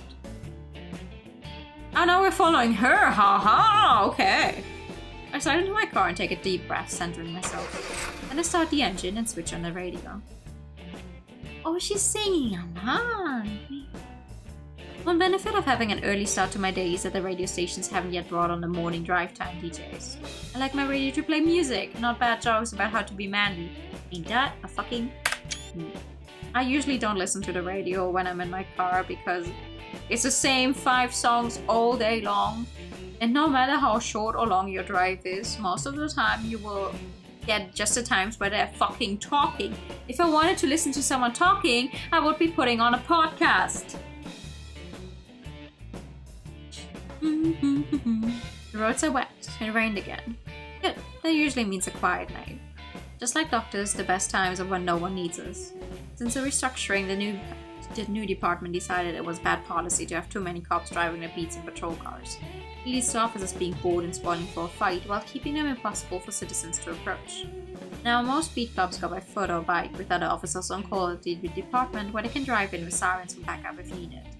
No emergency means no call-out. No call-out means once you've done your required exercise and equipment maintenance, you can spend the rest of your shift reading, studying, or watching TV. On-call shifts don't even have to do paperwork since they might need to drop it at a moment's notice. I don't mind doing the detective desk rotation, but I don't know if it's my strength. Sifting through pictures looking for connections, that's not me. I'd rather look a suspect in the eye. Most people aren't good liars if you have the guts to hold their gaze. Of course, I'm not most people. Once I reached the department, I head to the captain's office to check in. Morning, Captain. Morning, Morales. Hey, Jack, everything work out okay with you and that teacher? You mean Diane? Sure, so far. We don't have any suspects yet, but we've got a few leads to follow. I'm expecting her to have more details later today. She seems to know her stuff. Good, good. You know, I was pretty surprised when it turned out you two knew each other. You never mentioned when I told you about this assignment. It was a long time ago. Didn't seem important. Seems like you knew more about her than I did anyway. I didn't know she was a teacher.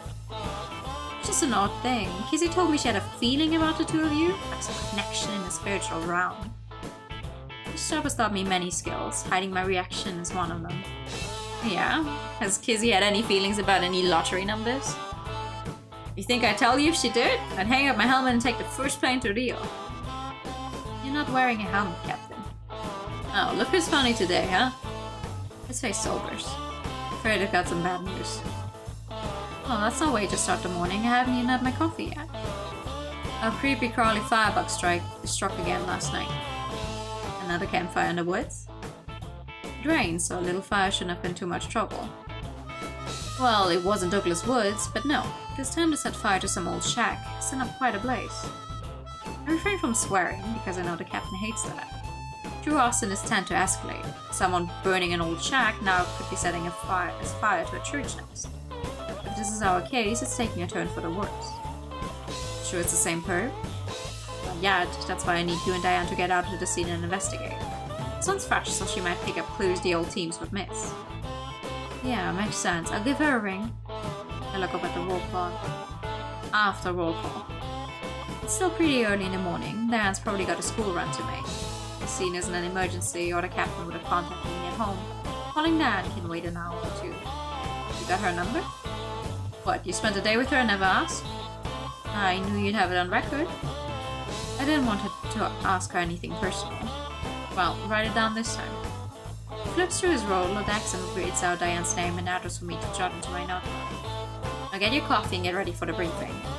Aye, aye, sir. Aye, aye. The morning briefing, known as roll call, is an important part of our daily routine. First, the captain checks that everyone's present and fit for duty and that all necessary equipment is in working order. Next, he goes over any major incidents that occurred during the past 24 hours, any important suspects we need to be on the lookout for, any new laws or procedures that have come into effect, and any upcoming events we need to prepare for. Then there's a quick cycle around for the detectives to give updates on their active cases. This is mostly to remind us what our colleagues are working on in case it sparks a connection worth pursuing later. There's no time for detailed information exchange. No one else's recap mentions fire so-called symbols, so I don't think there's any relevance for my assignment. When the meeting ends, I head back to my desk to organize my papers. At last I judge I've waited long enough and pick up the phone. It rings several times. Perhaps she's still out. There's a click. Hello? Diane, it's Jackie from the station. I'm at the station. Is this a bad time? No, sorry, my phone doesn't usually ring in the morning. I can hear a muffled yawn. No! we've been doing so well. If she drank more coffee, she wouldn't be so tired. No. If she drank more coffee, she would just be relying on the caffeine.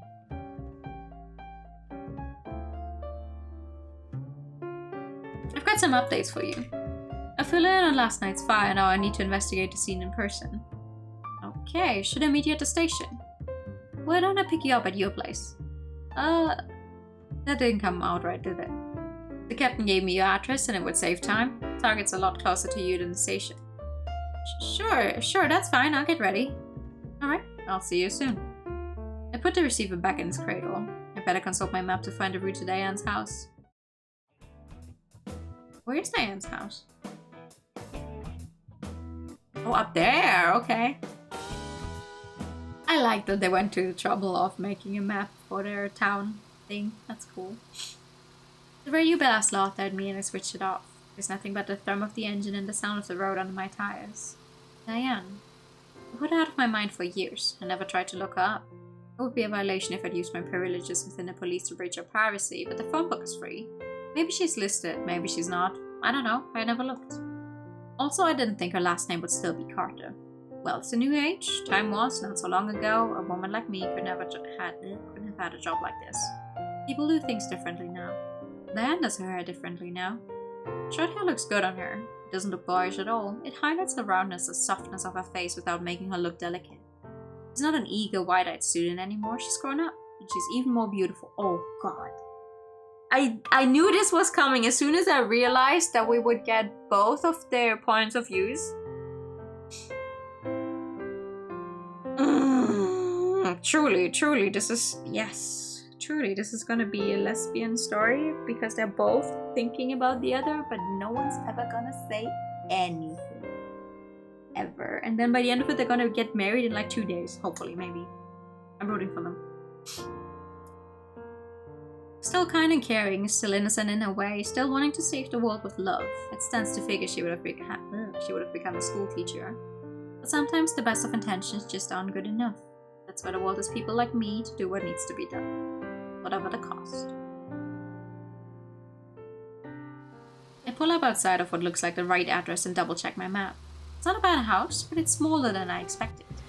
I switch off the engine. I'm reluctant to move now. Walking across a yard ringing a doorbell, it feels like an intrusion. Or like picking up a girl for a date, which this isn't. It was a mistake to come here, but it's a mistake already made, so I may as well finish it. I get out of the car and close the door. I hear a dog barking. Suddenly the front door moves on its own. Hey! Diane stumbles out the door, pulling it rapidly closed behind her.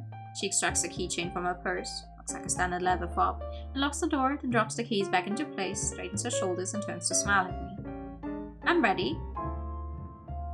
Ooh, I like the dress. Now that we can actually see a little bit more. And she had... the belt and her fingernails are the same red. That's cool. Fits. I look at her feet and speak without thinking. You wearing those? What's wrong with my shoes? We're going into the woods and it rained last night. That's why I'm not wearing sandals or heels. Instead, she's wearing a pair of pristine white tennis shoes with neatly folded over socks and laces so bright they could be fresh from the packaging.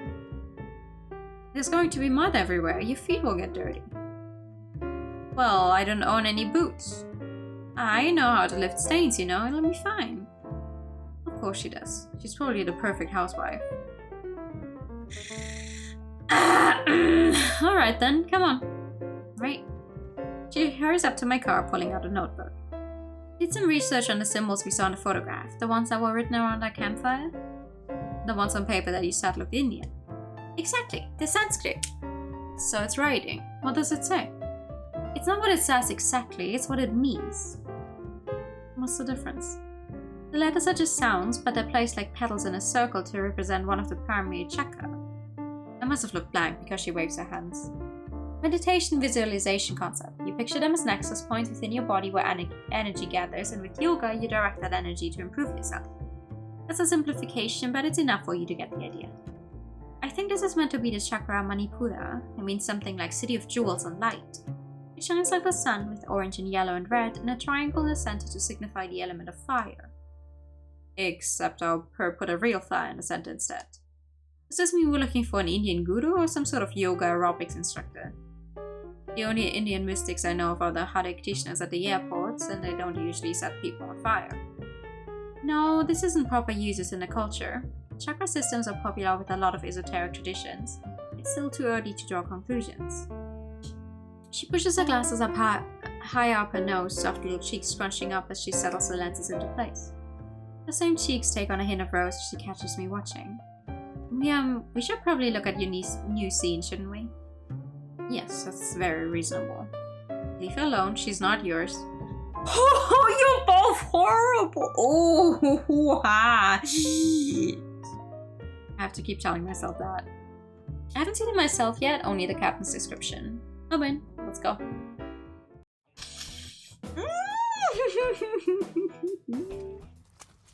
Ooh.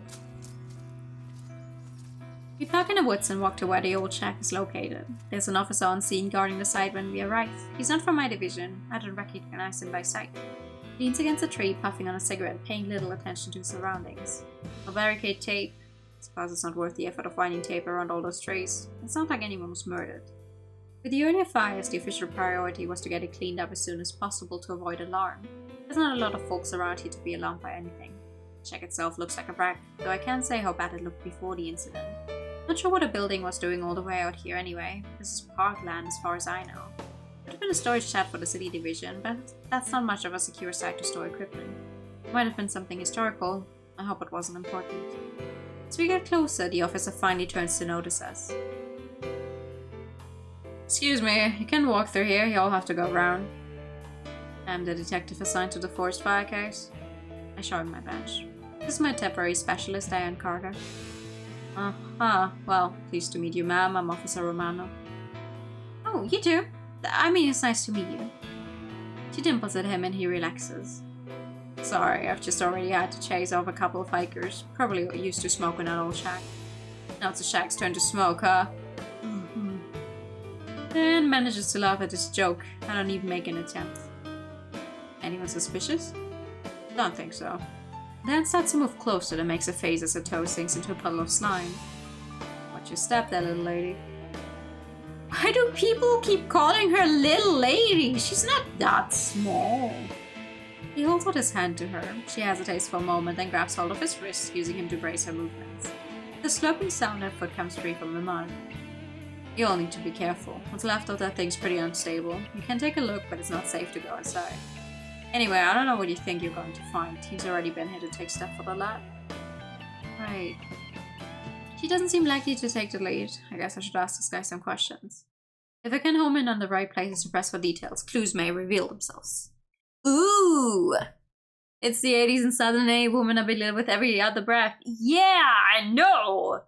But why little, lady of all things?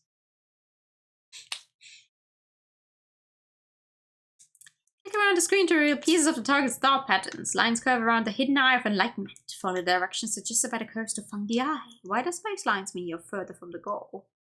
Okay. Where's my cursor? Intuition mode!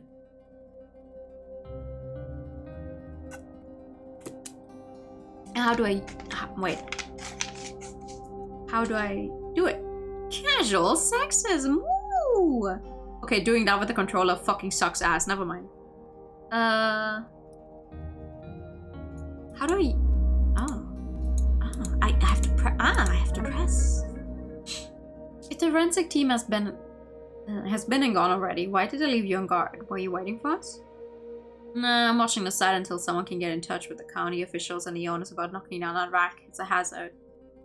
Problem would rather clean this all up and avoid comment like they did with the earlier fires, but since the shack technically had value, they can't move out without permission. That doesn't tell me much, I'm sure I can get more.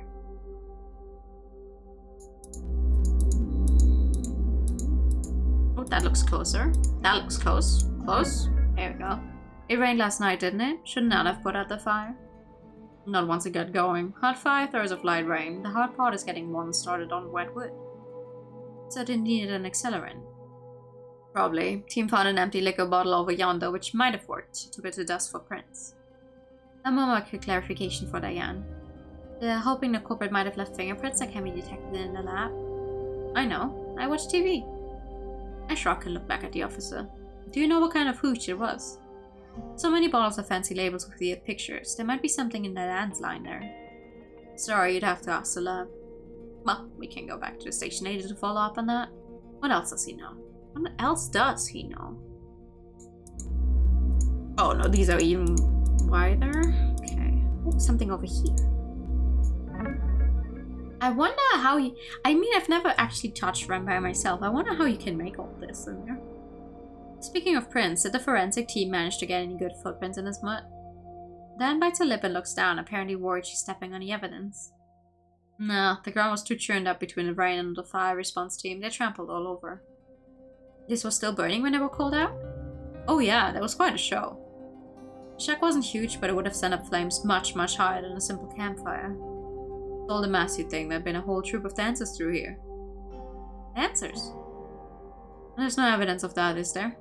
Well, no, it's just a figure of speech. The other ones thought it was funny. Bad jokes are standing on the force. What about tire tracks? Only wheels in the mud were the fire trucks. Culprit or culprits must have parked on the road and walked in like we did this morning. Your neck just passed the check, now you get to do it too. Okay.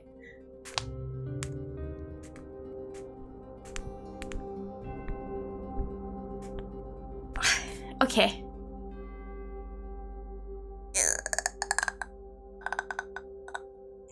Okay. Some good old postal checking. It would have been dark and wet, but the shack wouldn't be hard to reach if they already knew it was there. They must have visited the woods before in the daylight. What do you mean weak? I feel like lately it doesn't get picked up as much anymore. It wasn't that weak.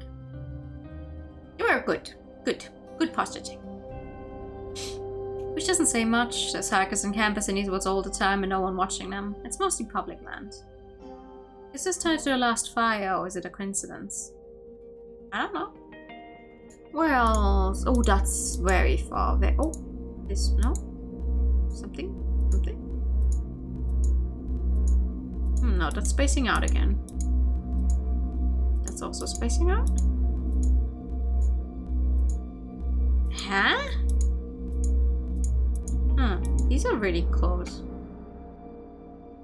Oh, voice for 2 minutes. Okay, and a non-binary. And short hair. Wait, something about if we activate ears first and then short hair always fucks itself over for some reason, it seems. What else do we have? Is this another one?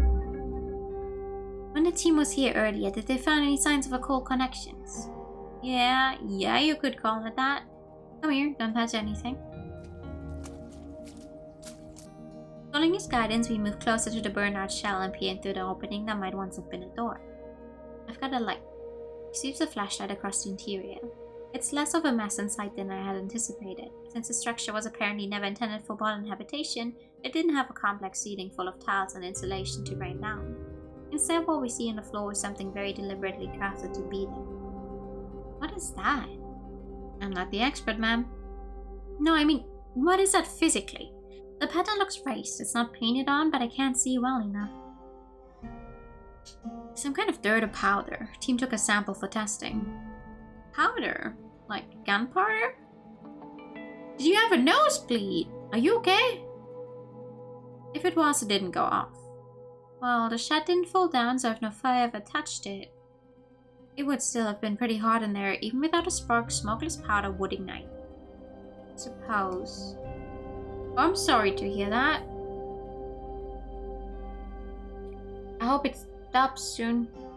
Nosebleeds are icky. I would know. Somebody obviously took a lot of time drawing all those lines. The design means nothing to me, but it's definitely detailed. Diamonds and curls and stars and crosses. It couldn't be easy to arrange all of that out of powder. If they meant for it to burn, would they leave that to chance? They might. It depends on what the purpose was. The element of chance and divination is... Ma'am, if you're going to talk about unholy practices, I'd rather you didn't do it here. He gestures towards the pattern. I don't know what devilry that is, but I want it gone before it attracts some kind of demon. A summoning sigil? Diane starts to pull her notebook from her bag, then hesitates. Officer Romano, are there any other unusual signs you'd like to show me? I distract his attention while Diane sketches a strange grid from the shack floor. After that, we look around the site for a while, but no hidden clues jump out at us. Romano doesn't want us going inside what's left of the shack without protective headgear, and I agree. It hadn't occurred to me to find Diane a helmet. Clearly Diane thought ahead about some things though. She's got a little pocket compass in her hand and is taking readings. I wonder if she's looking for ley lines. Considering Romano though, I don't ask. She'll tell me later if it's relevant. It takes ages for it to properly close. Oh, yeah, I know. You're talking to the person who had a nosebleed that came close to being several hours long because it never properly closed. And then every time I thought, oh, okay, it should be done now, and carefully tried to clean it, it would just start up again. I would know. I really hope it stops soon now. Once she looks content with her notes, I nod to Romano and leave the shack behind us. We walk back to my car. As we settle into our seats, Diane makes a face. My shoes are covered in mud. I've got clumps up the sides. You're taller than me. How come your feet look fine? I watch my step. I don't want to ruin your floors. Hang on. Oh hey, nosebleed homies. You just got over one. Oh my. Nosebleed nation. Here we go. Handshake emoji. Handshake emoji. She does her best to scrape the mud up against the curb. Sorry. Don't worry about it. The car's seen worse. The important thing is that we get to the bottom of this sooner rather than later. We're in a hurry now? In this case, it was just an unknown perpetrator setting weird little campfires. It was a curiosity. Now it's a danger. Pyros. People get obsessed with watching things burn. They don't stop. It's like an addiction. They always want a bigger, better hit. So far they stayed out in the woods away from people, but now the next target is probably going to be bigger. I don't know if April Fools are gonna drop a Hataraku Saibo inspired model nose for today. That would be fun. I actually have to finish reading that. At what point do you go to hospital for losing too much blood? I don't actually know. This specific nosebleed I'm talking about happened last year at work. Like I got a nosebleed and then I made the work bathroom look like hell.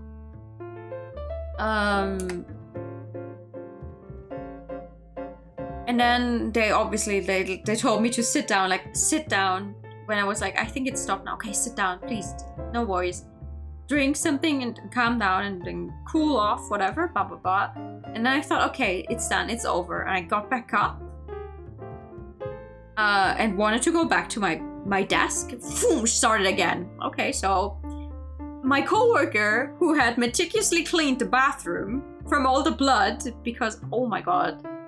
You know how much you can actually smell blood if there's a lot.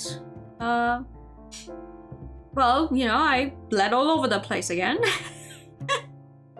because it never really completely stopped. It just kept going. And at some point we were like, we're gonna get you to a doctor now. If it doesn't get better, we're gonna get you to a doctor. And I was thinking, no, it's fine. It's gonna stop sometime soon. I'm used to this. And they're like, you're not used to this. You're gonna keel over at some point. And so they ended up driving me to a normal doctor because that was the only place open. Like we called up front. We were like, hi, sorry, one of our people is having a nosebleed and it's not stopping. Can we come in? They were like, okay. And the funniest fucking thing is by the time we actually arrived at the doctor's, it had stopped. It had finally stopped because after like 2 hours and a little bit, obviously the one time when you actually finally reach a doctor, it stops.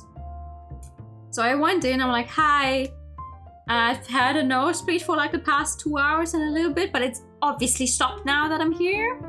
And then they put what it basically constitutes as a tampon up my nose. Just in case. And please keep that in until at least later on tonight, and then you could carefully try to get it out. If you don't feel like trying to get it out yourself, just come back and take it out there. Okay, that's fine. So I go through the rest of the workday. I'm woozy as all hell, because it is a little bit of money that you do actually lose. You would be surprised how much money. Why did I say money? How much blood you can actually lose from your nose. And I'm like, oh my god, I can't deal with it. This was in like before lunch break, right? And so it's sometime after lunch break. I'm like, I can't do this. I cannot. This thing in my nose. I'm going crazy. And they're like, okay. Do you want to go home? I'm like, I that's not the problem. I cannot keep this thing in my nose any longer. It feels like they push this thing up to your head, like brain. I don't know how else to describe it. It feels like they push this thing all the way up to your brain. I'm like, I need this out, but I don't want to take it out myself. And honestly, I don't trust any of you to take it out either, like any of my colleagues, because what if they take it out and it starts bleeding again, right? And we're like, okay. Then we called what are the doctors called that actually take care of your ears and nose and throat and stuff? One of those. And we were like, hey, sorry, I got this thing put into my nose earlier because of a nosebleed, but I would like to take it out, but I don't feel comfortable taking it out myself. It's fine, come over. Okay. No, never mind. That was the end of the workday actually. But one of my colleagues offered to drive me there. Was like, I don't want you to go home on your own. I will drive you there, and then we'll see about it. I'm like, okay, that's so nice of you. Thank you so much. So we go in. I'm like, I explain the entire situation again. Blah blah blah. I wait a little bit because it's without an appointment. The usual drill at the doctor's office.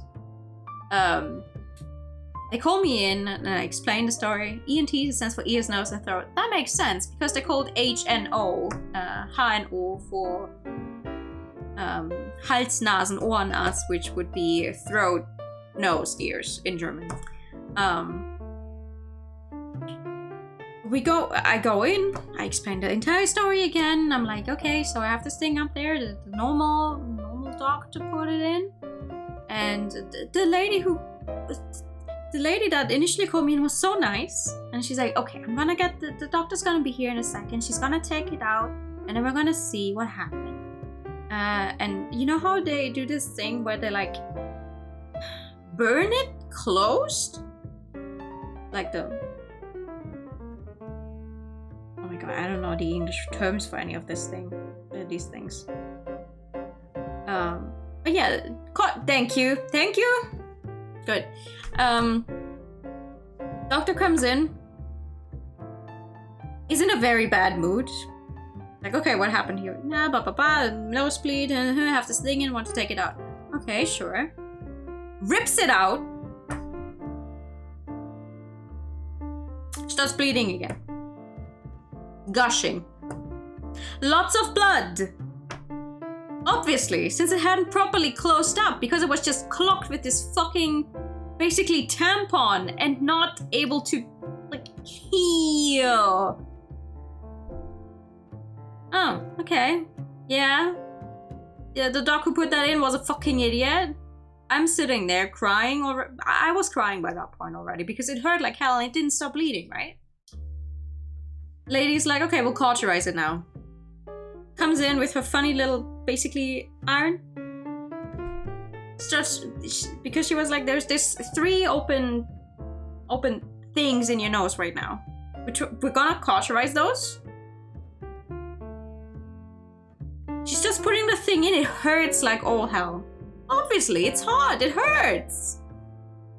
I start screaming at her. I'm like, stop. I'm begging her to stop at that point. Like, literally. I screamed so loud that another doctor poked his hand and was like, what are you doing in here? Because she wouldn't stop. It's one thing, like, oh, doctor knows best for you, whatever. If I scream at a doctor to stop because it hurts, you would expect him to stop, right? They did not. They did not actually stop.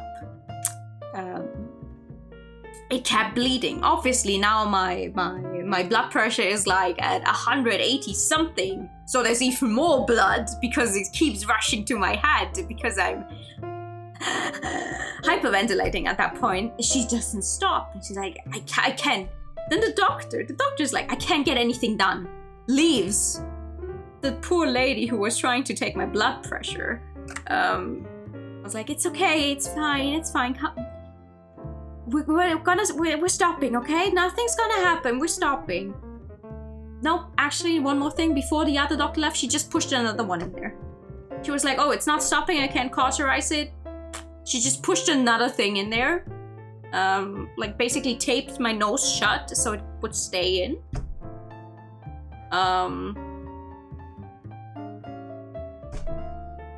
Obviously it was still bleeding, but now it couldn't go anywhere anymore because it was plugged up. By this point, the entire fucking, like everyone else who was there, there was a small girl out in the waiting room who was asking very anxiously, what are they doing in there? I could hear her ask what they were doing in there because I was screaming so loud everyone could hear me. But yeah, the doctor left. She was really pissy. I'm like, I'm sorry, I chose to have this nosebleed.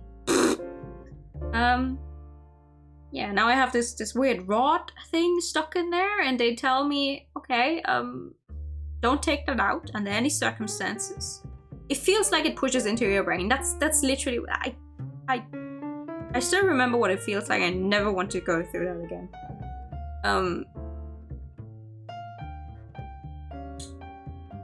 Well, then they tell me, like, how am I gonna get home? Or if I want to go to the hospital or whatever. And I'm like, because the other doctor who poked his head in, who was asking what's happening in here, he was like, should we call an ambulance? We can call you an ambulance and have you go through the hospital so that you're gonna be there during the night just in case anything happens. We do not want you to be home alone right now.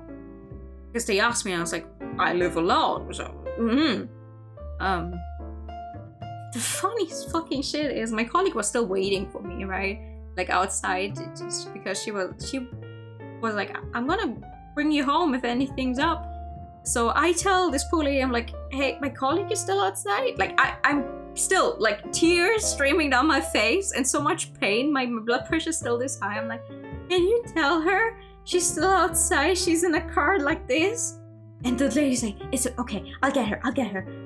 No worries, I'll be right back. Because obviously you have someone sitting there, tears running down their face. You're like, oh my god. Yeah, and then the other doctor comes back in. I would call you an ambulance, but we don't have enough here right now. The next one could come in 3 hours. I'm like, huh? The next ambulance could come in how many hours? What?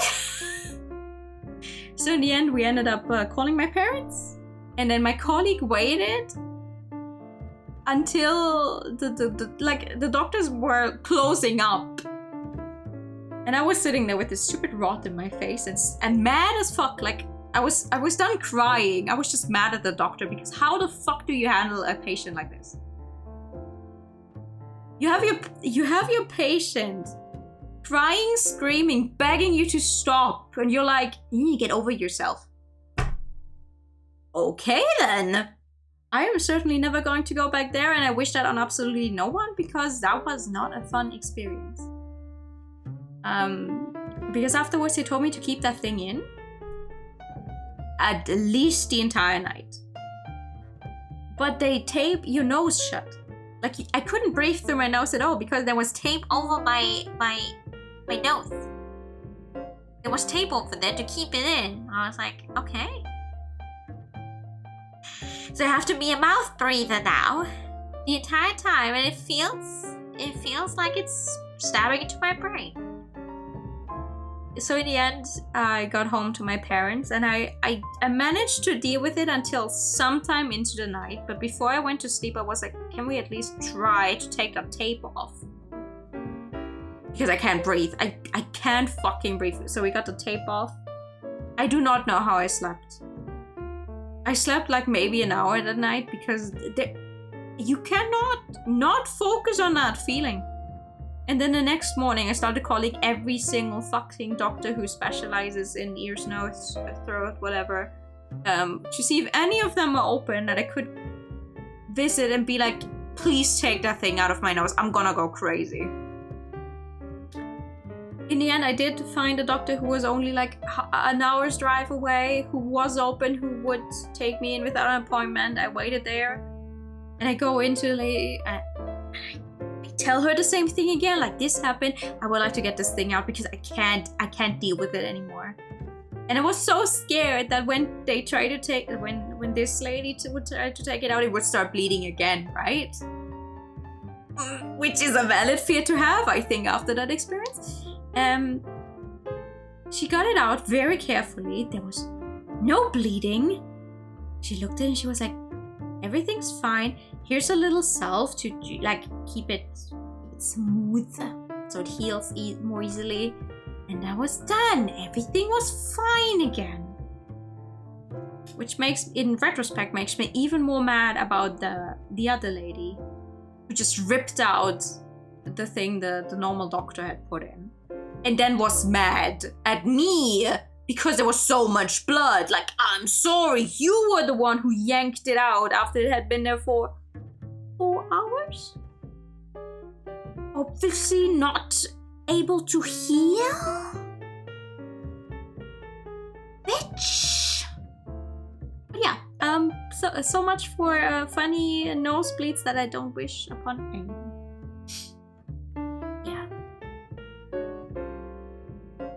That was a horrible experience. I'm not ever going to go back to that doctor. And that is how you get people to like not go to a doctor anymore.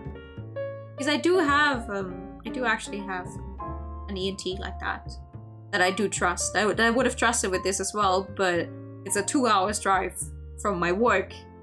And honestly, after the entire ordeal of having been bleeding for so many hours already, obviously we did not want to drive 2 hours to go to my trusted ENT, who probably would have handled the entire thing way better than any of this, and none of this would have happened. But sure, when they tell you, hey, do you want to have this piece of cotton stuck up your nose? No, you don't. Don't want that piece of cotton stuck up your nose. I do not wish it upon anyone. Enough about that. Enough.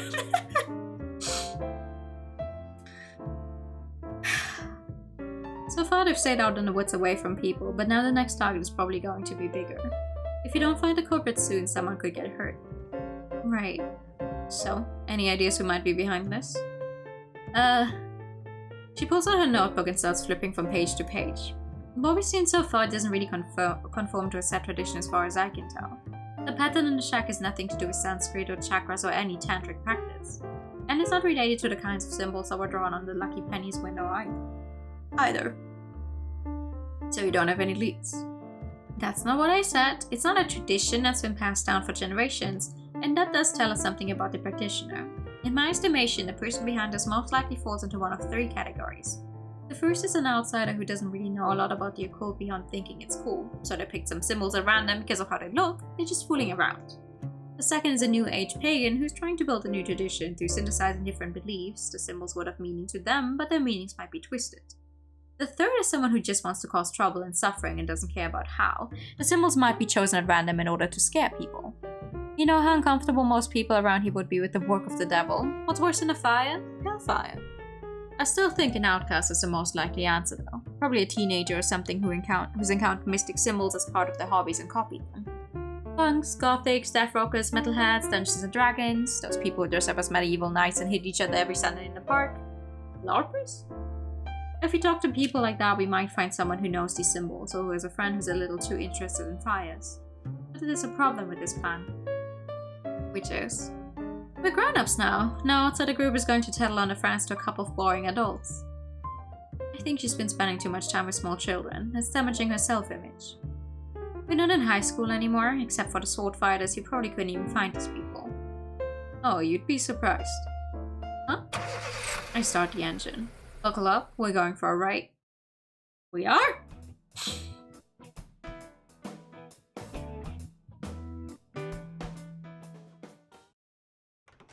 Ooh, comic shop.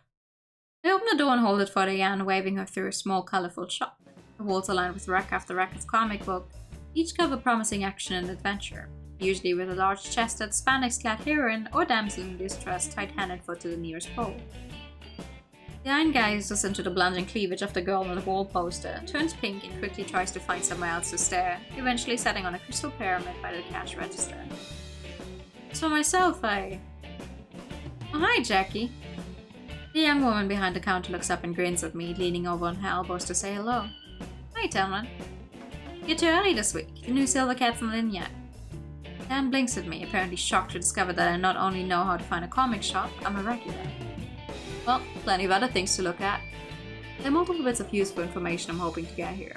Comic stores see a lot of people in and out, especially people with strange hobbies. It's a common point of reference they use to find others with similar tastes. Dan's right that I don't have a lot of connections with young punks anymore, but that doesn't mean I don't know anything about how to find them, and the shop is a good starting point. Also, judging by Mrs. Wilcox's description of the kids who were causing trouble at her store, there's a good chance they shop here. Someone works a lot of hours, so she might know them just like she knows me. I don't want to ruin the atmosphere with an interrogation and make myself unwelcome. I need to lead the conversation casually. Okay. Oh, that's very far. That's getting a little closer, close, very close. I tilt my head towards the pyramid sitting on the store counter. I don't think I've seen any of those in display here before. Store selling crystals and charms now? It's certainly possible. They do have a few toys and trinkets on the back shelves. They're starting to move into mystical doodads that might affect the store's audience. What? Oh no, that's mine. Sort of a good luck charm. What stone is that? Cornelia. It's for creativity and positive energy. I glance at Diane, who seems to nod slightly. Makes sense to her, I guess. Someone pokes the orange crystal with a fingertip, making its way. Got a lot of time to just stand and think here, you know? I do, but this isn't what I want to talk to her about. See, okay. Something. Huh? No, that's further away again. Oh.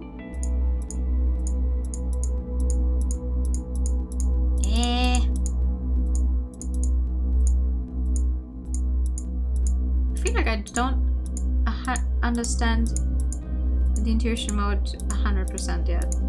Oh, there we go. Actually, I was hoping you might have some advice, a recommendation.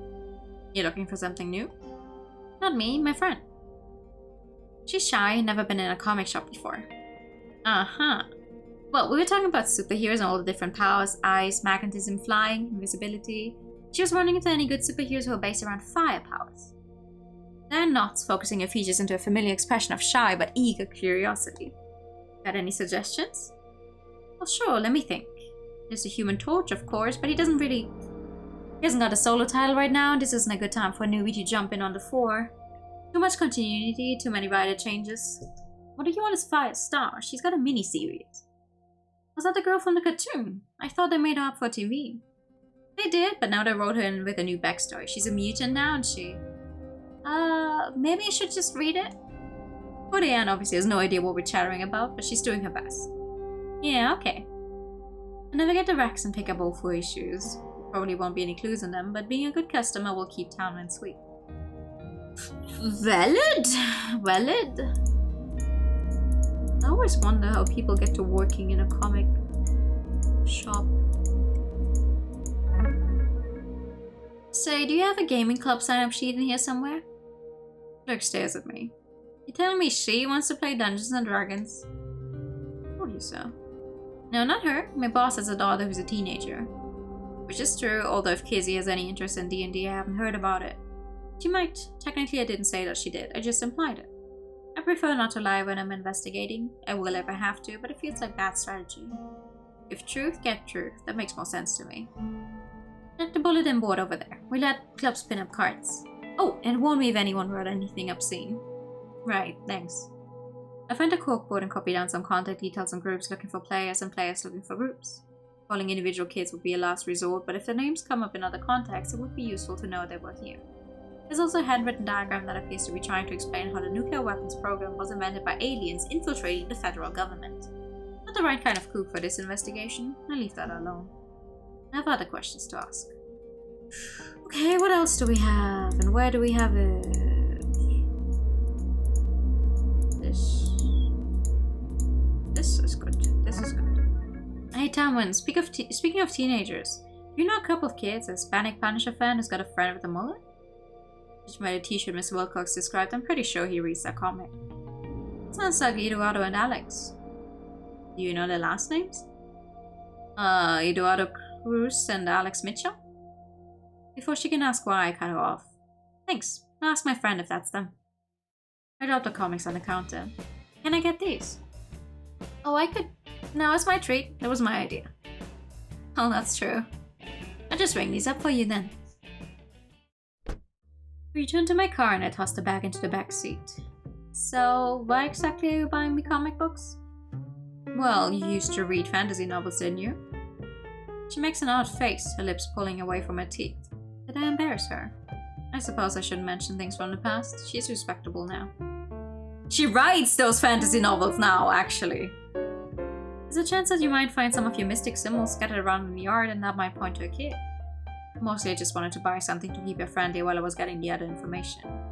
Got a few possible avenues and what might be the names of our shoplifters. I run the names next time I'm at the station and see what I get. You should go by a record store too and check out some album covers, metal hats like you said. They love the dark art look. I haven't been to a music store in a while.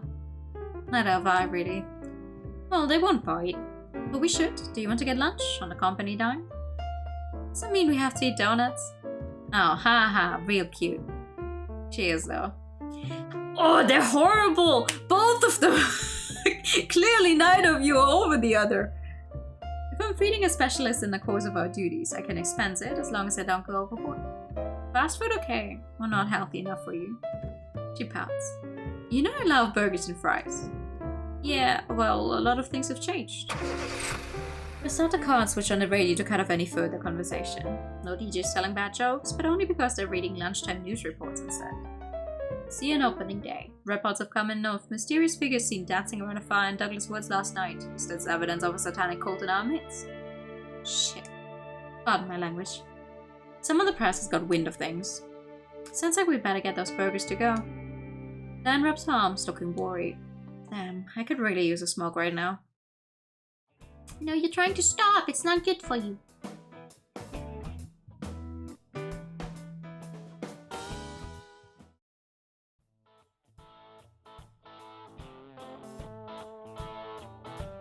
When we get back to the department, I settle Diane in the break room with our bags of grays and go in search of my box. Captain, did you hear the news on the fire? Oh, I heard it. What was their source? They wouldn't say, only presses to confirm it. And did you? I had to give them the rundown that there was a fire. It's too easy to prove it by stone walls. All they'd have to do is go out there and look. I didn't give them any details on what else we found or the other incidents, and they wouldn't tell me where the dances part came from. No worries about lurking at all.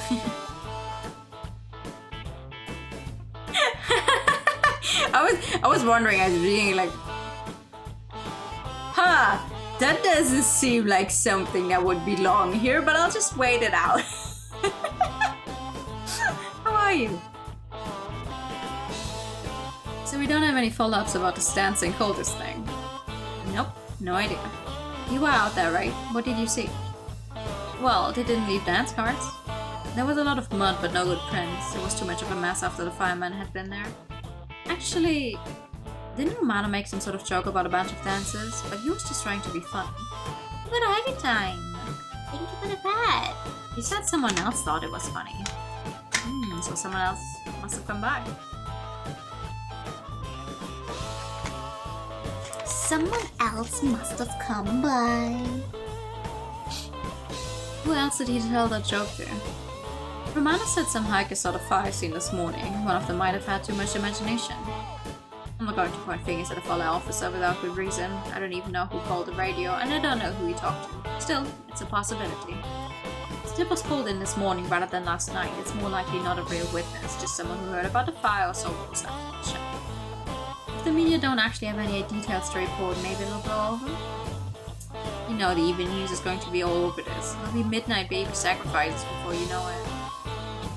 I sigh. There's nothing I can do to stop that. Any luck on your end? Got some suspect names to check out? Kids have had trouble with that job? How about here? Got any lab results back?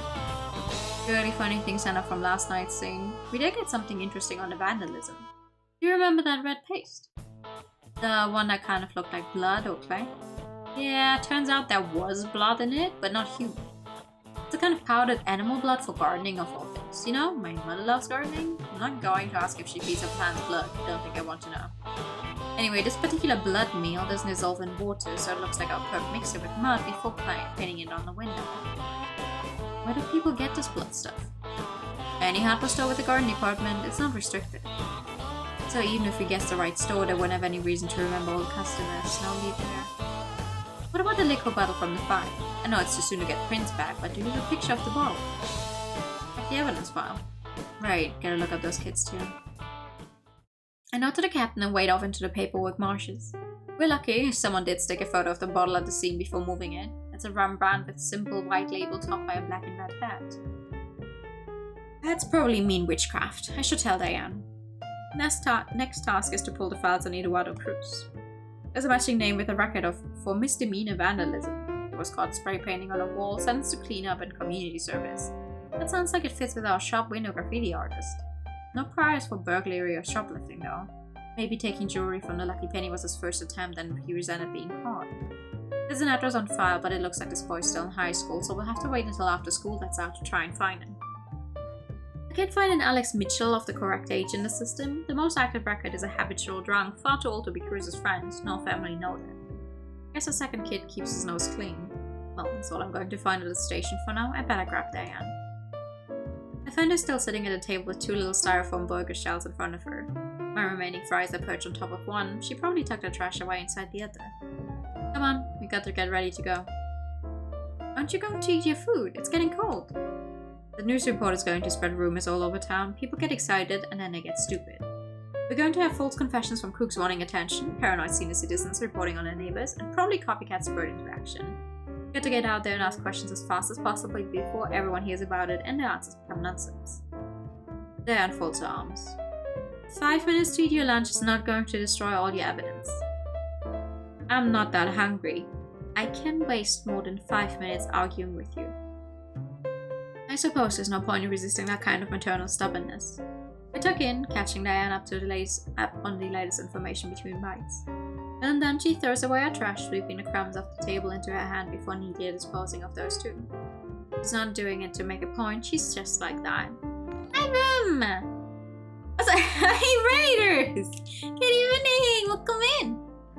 I'm new. I like the color pink, visual novels, and JRPGs. I'm currently playing Night Cascades, which is a 1980s mystery visual novel. Well, set in the 1980s.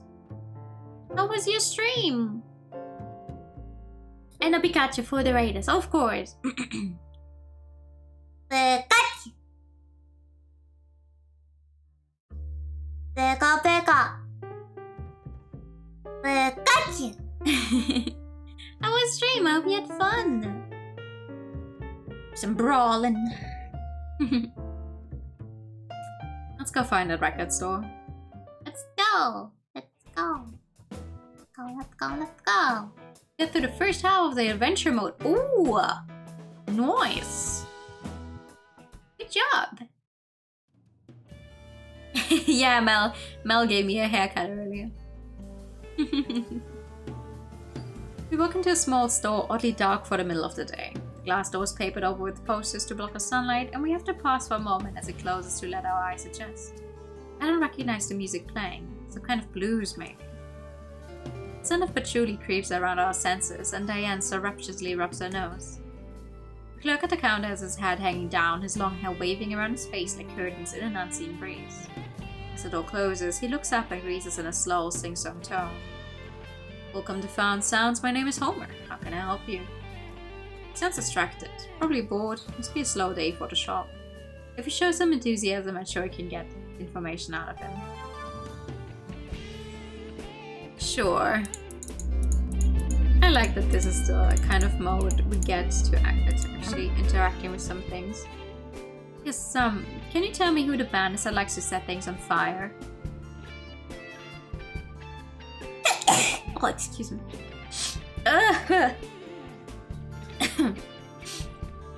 What? On stage, with fireballs and fire breathing and things? I'm sure I've seen pictures on television of concert with lots of fire, but I didn't pay much attention. Pyromaniac band might have pyromaniac fans. Thank you! Kiss. What? I look at Diane and back at him. Who's he asking me to kiss? Hey, now, I'm not going to... The band? Diane snickers, pressing her fist to her mouth. Okay, that was stupid of me. I should have known that one. Just a little on edge with the case and Diane and everything. The clerk doesn't laugh though. He just sits there, his head faintly bobbing up and down. So far, we're not making much of a connection. Kiss! The band. Wait, weren't Kiss the ones that had like a bunch of makeup on? Who would you say has the coolest album covers? Like great paintings with devils and angels and pentagrams and... His eyes twitch open only a fraction. Yeah, check the metal section. And that's it. No guidance, no suggestions.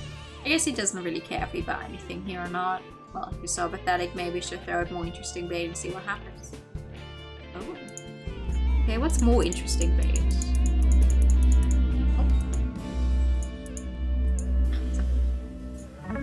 Hi, good evening! Thank you for the posted check. How are you? And thank you for the pet. If I were interested in summoning demons, do you know anyone who could help me with that? That at least made one eyebrow haul its way up his face. Look, lady, you're going to have to impress your girlfriend some other way. What? She's not. Why don't you try buying her a great album? Bet that makes more impression. With that, his gaze drifts off to the ceiling, ignoring us.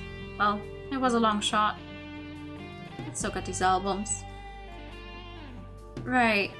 Why are we wearing a dress that looks like Grandma's special holiday tablecloth? Because this is the 1980s and that was fashion. We start flipping through the albums, mostly in the metal section, but checking the nearby hard rock bins as well. It's not hard to find occult-themed bands, but the symbols tend to be obvious and in your face. Stone crosses, inverted crosses, lightning, fire, lots of fire, bats, skeletons, pentagrams, full moons, ominous fog. The average album in fact is like a Halloween party with guitars and long-haired men. Intricate and mysterious sigils are nowhere to be found. Oh my word! I turn to see what she's found. It's not anything occult. There's a bright white cover featuring a photograph of a teenage girl with soft blonde curls who is entirely topless. Not even a pricing sticker over the nipples. That girl looks rather young. Is that legal? It's British. I guess that makes it art. Diane shakes her head. I found this. Hold up a record of an all-female band with wildly teased hair, dressed in shiny black rosé tops, shredded jeans, and fishnet stockings. Odd look, but I never really liked this music. Yeah. Remember when we used to go to concerts? I fumbled the album slightly. I thought we weren't talking about the past. I haven't been to one in a long time, unless I was called out for work. Me either. I guess that's how it goes. I turned my back on her to file the record away. You found anything useful? No, it's all generic satanism here. Do you want to buy something?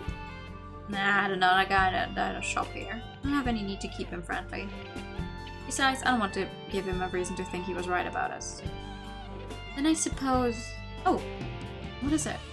Satanism! That's what everyone expects and that's what all of these albums are, but all of our crime scenes have been everything but satanic. This is all completely wrong and that's useful because it shows where we don't need to look. We need different traditions, not Christian related. We should visit Tiger State. The university? The student union building where all the clubs advertise. University students are into all sorts of things. We might find pagan circles or cultural anthropology clubs with a focus on world religions. I bet there's even clubs for trying to contact a dad. It's a good place to start. Right. I take a last look around. The clerk isn't even watching us. His body sways like a snake as he grooves to the music. Let's go. Yeah.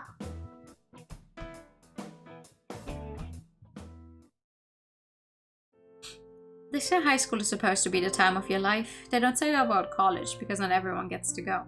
I don't know who was more surprised that I did. My old teachers, my family, or me. It was a new start for me. A chance to get away from the dump I grew up in and the people who'd influenced me for better or worse. Mostly worse. A chance to be somebody. It's not Asian stuff, is it? I mean, this takes place in Idaho. So, Idaho in the 1980s. I don't think whoever it is that's drawing stuff down here would have access to many satanic rituals that do not actually originate from like more of a Western look at witchcraft and the like. Boom, bad juju gone. Yeah.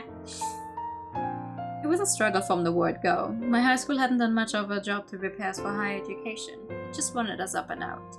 I knew what people saw when they looked at me. A freak, a punk, a loser. I didn't care about that. What mattered was that I could prove it to myself. And then I met Diane. Ooh! In high school, I did a lot of things with a lot of people. Sometimes because it was fun, sometimes because I needed to stay on someone's good side. A favor for a favor, that's how the world goes around. I'd never been in love. I'd never even been close to a girl like her, one who wore penny loafers and never worried where her next meal was coming from, and went to church every Sunday like it meant something. Idaho and satanic rituals, check out, they specialize in potatoes after all. They do? I'm not gonna lie, I couldn't even tell you where Idaho is on a map. Like, I know of the general existence, but it's not that I thought being gay made me sinful, it's that I thought all of me was sinful. I didn't want to ruin her for a future husband, but she was more than just my fantasy. She was my best friend. I couldn't stay away. You can't either, but it's in the north. Funny, because they keep talking about it like, oh, here in the south. And when she finally told me how she felt, when I saw how brave and how scared she was at the same time, I couldn't say no. I tried so hard to make things good for her, to be the partner she deserved, but it was hard. Diane's family wasn't rich, but they were still supporting her. I was on my own. Diane wanted me to take the same class as she did, but I knew I couldn't. I was never as academic as she was, and I was exhausted from working nights. My course load started to slip. There were so many things I didn't tell her back then. I wanted to be the perfect girlfriend, her protector. Never had enough time with her, and I wanted all of those moments to be romantic. I didn't want her to worry. Oh wait, are they lesbians, or maybe they're both bi? The color scheme right now is leaning more towards bi. So I didn't talk about my family, and didn't talk about my slipping grades, or my job, and how much it sucked, or how I felt that I wasn't good enough for her and never could be. I started hitting a bars just to blow off steam. One drink led to another, and soon enough I proved to myself what I should have known all along. She was better off without me. After some time spent exploring the Tiger State Student Union building, we returned to the car with a collection of torn-off paper strips from the different flyers, advertising groups, and events. I couldn't help noticing how young all the students looked.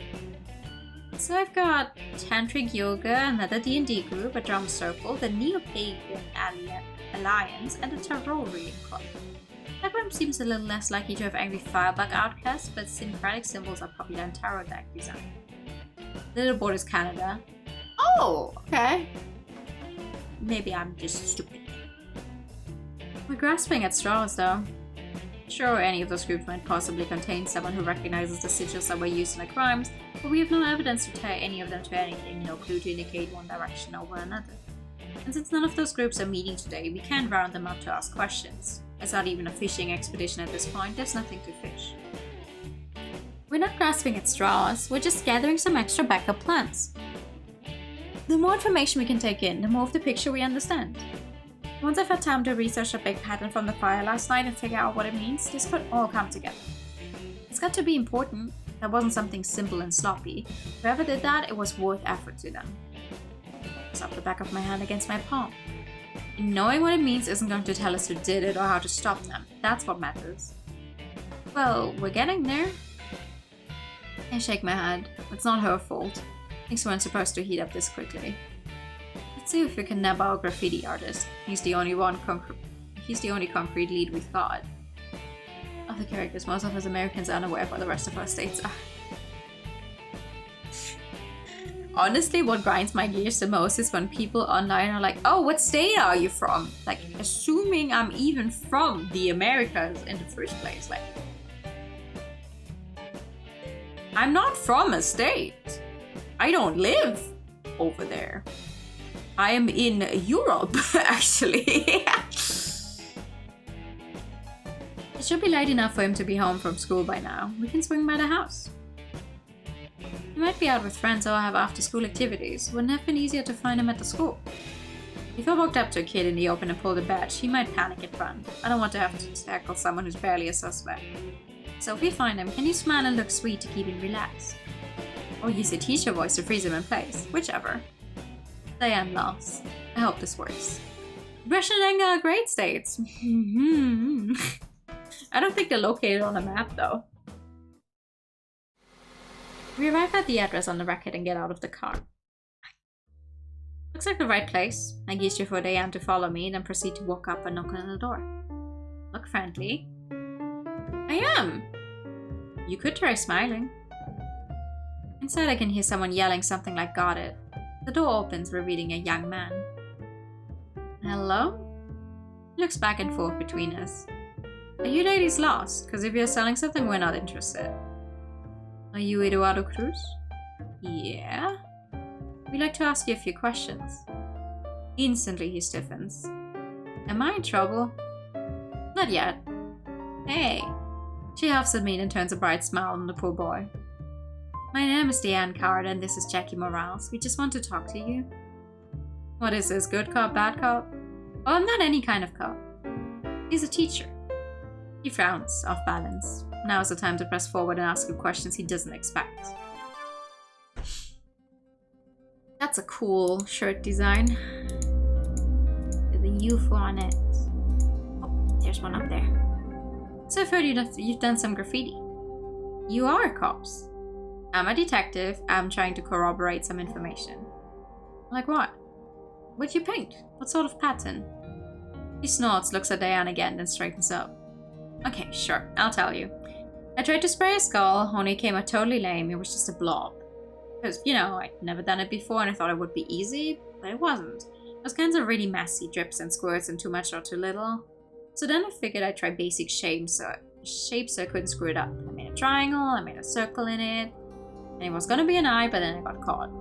There, that's my criminal arts career. It was a bad idea, I can't pay for shit. So we cool? So if you paint on a building again, you wouldn't use spray paint? I wouldn't paint on a building again. I got a talent, man, it's embarrassing.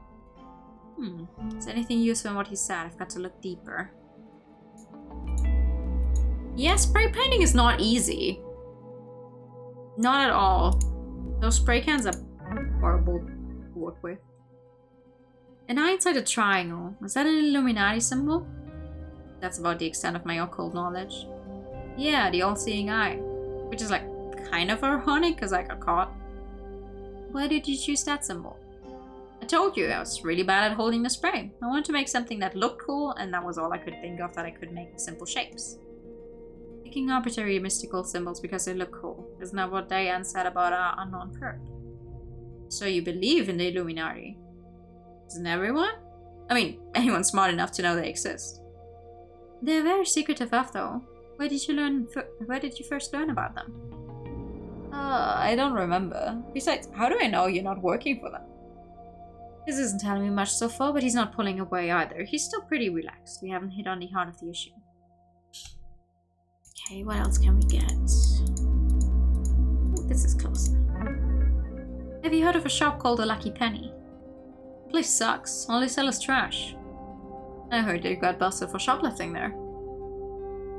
I'm not a thief. I'm a good son. I would never steal and bring shame to my mama.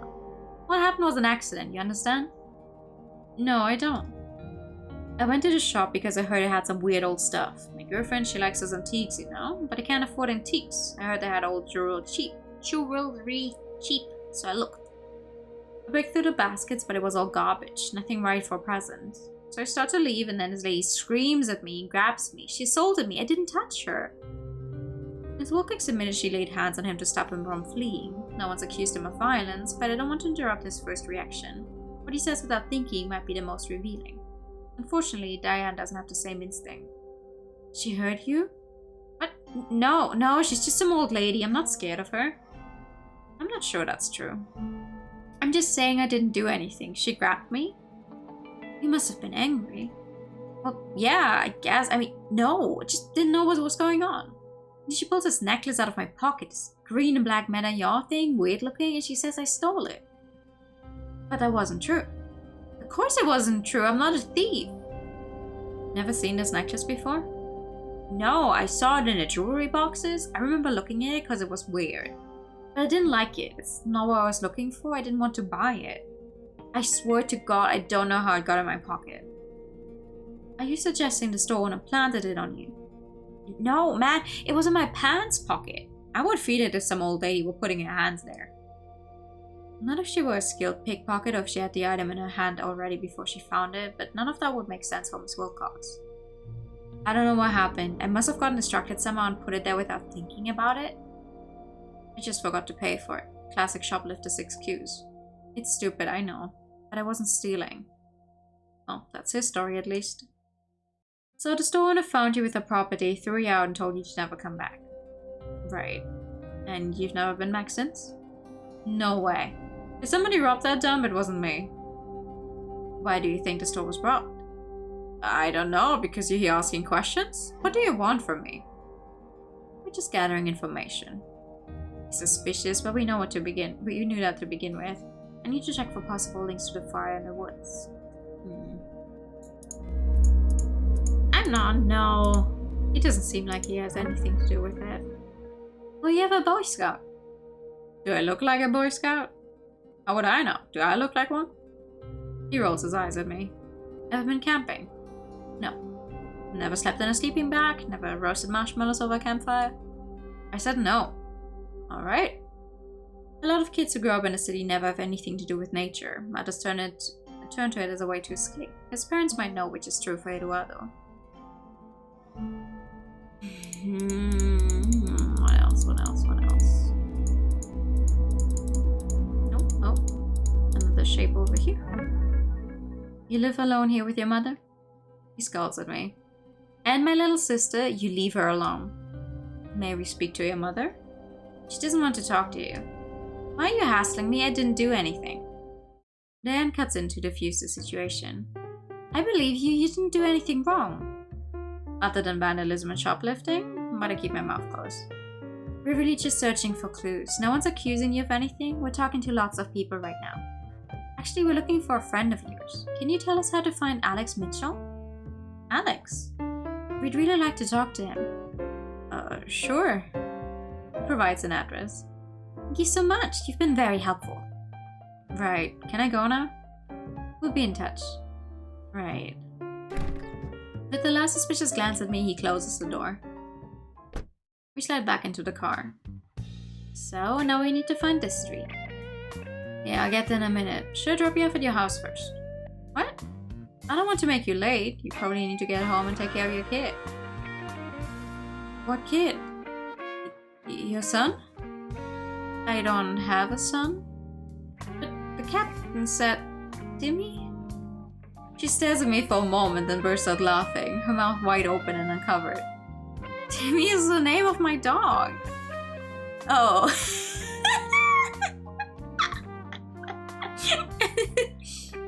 He is my precious baby, but...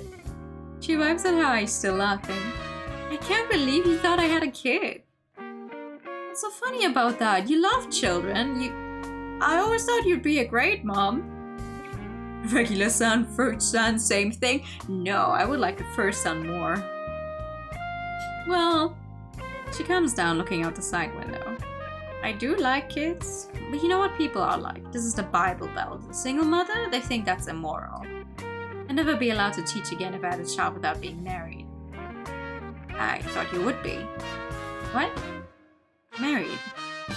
She freezes in place, slowly, very slowly. Her head swivels to face me, like a satellite dish lining up for a death ray. What is wrong with you? Are you a pod person? Are you a Soviet agent trying to infiltrate my life? Because there's no way you cannot remember that I am gay. Lord Almighty. What do you mean you thought I would be married? Is that what you think of me? That we were just a phase? A lot of women like both. You might have found a man you liked, or at least liked for long enough. What? To use him to get what I wanted for myself and then tell him to take a hike? Is that the kind of woman you think I am? No, no, of course not. I rubbed my hands over my forehead, pushing my hair back against my scalp. I thought she was married. I thought she was living a nice little domestic life with her son and her dog and a part-time job. I thought she was making waffles every morning for her family. Doesn't mean that she isn't. I'm sorry, okay? I heard the name Timmy and I jumped to conclusions. I got it wrong. She looks down at her lap, flattening her hands over her thighs. Oh, you didn't know. I tug at my collar. What am I supposed to say to her now? I thought I knew who she was. I thought I knew how this was supposed to go. I thought I was being considerate, supporting a housewife and a mother.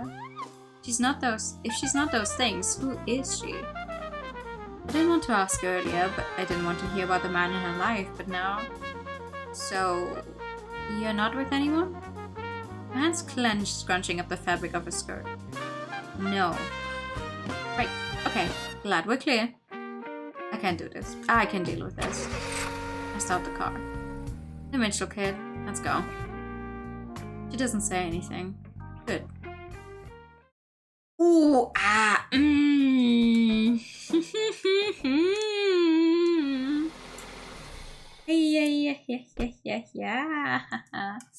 It's not a long drive to reach the address we were provided. I hope it's accurate, that Eduardo might well send us on a wild goose chase. Well, if you catch him in a lie, then I'm justified in contacting his school. He can't hide the truth for long. Ladies and gentlemen, this person is a detective. A detective who somehow makes vitally inaccurate assumptions about her ex-girlfriend. I don't see us making much headway in this mystery. Well, maybe we'll clear up the case before we clear up their relationship. I wouldn't be surprised. But, like, that's classic miscommunication.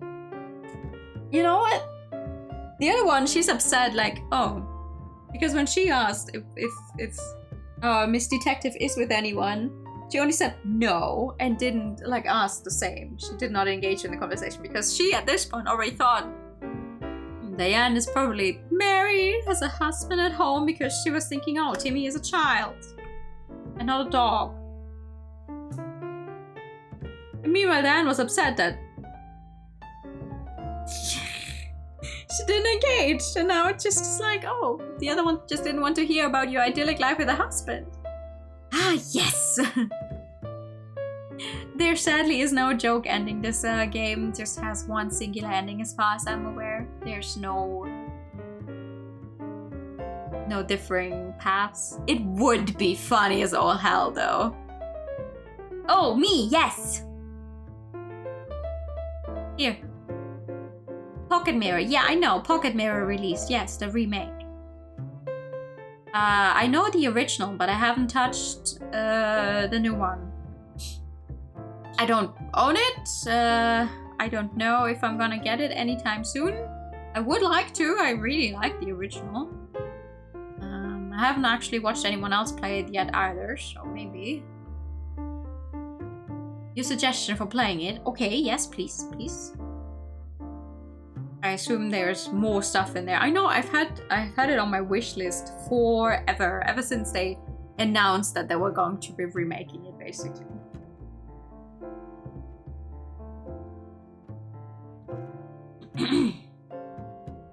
Nan hasn't said a word to me. I hope she's still up for this.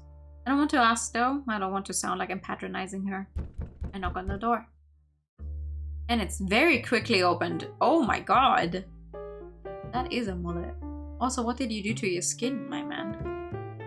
Good afternoon, officer, madam. How may I help you? His shirt is buttoned all the way up to the neck. His tie, or his father's tie, freshly tightened. I don't believe for a minute that he went to school dressed like that. Obviously, Eduardo found the hat. Alex Mitchell, I presume? Yes, ma'am, that's me. Confusing story. Yeah, I would like to go through it, definitely. I really like the original. Gives his head a little shake, showing off his white toothy grin. He's putting on an act. This may not go well. How do I get through to the truth about what he knows? You could ask him what the fuck happened to it to make his skin like that. Have you ever been involved in graffiti or vandalism? No, ma'am. I'm not interested in out of crime, I'm aiming to be a fully protective member of society. And what does that mean to you? I'm going to be a banker. Right. Well, good luck with that. I think it's lovely that you have an ambition. Thank you, ma'am. Your friend Eduardo, though, he's an artist? No. Come on, I know you two are into comic books. Surely one of you must have tried to draw your favorite characters. That would be violating copyright, officer. He's not going to admit to anything this way. It would not be violating copyright if you just drew your favorite characters for yourself. You could be violating copyright if you try to make a profit off it. Like, for people who try to make merch off of Sanrio things, because Sanrio does not take kindly to people trying to make merchandise off of Hello Kitty and all of her friends. Which is a darn shame. Really. Heart to heart. Sounds an 80s friend. Yeah. Tell me about the lucky penny. Gosh, we should have learned a valuable lesson there. Uh-huh. And what lesson was that? His wide-eyed kisser back slopes. That you can tell I was a racist by looking? Well, that's true enough. Do you think the shop owner planted stolen goods on your friend because he's Hispanic? I don't know what happened because I wasn't in the store, but Eddie's not a thief. That's right, Miss Wilcox mentioned that Alex was waiting outside. Why weren't you in the store? Weren't you there with your friend? Well, that store wasn't very big and I wasn't interested in shopping? I was bored and I stayed outside so he'd hurry up and leave. When the shop owner grabbed your friend, what did you do?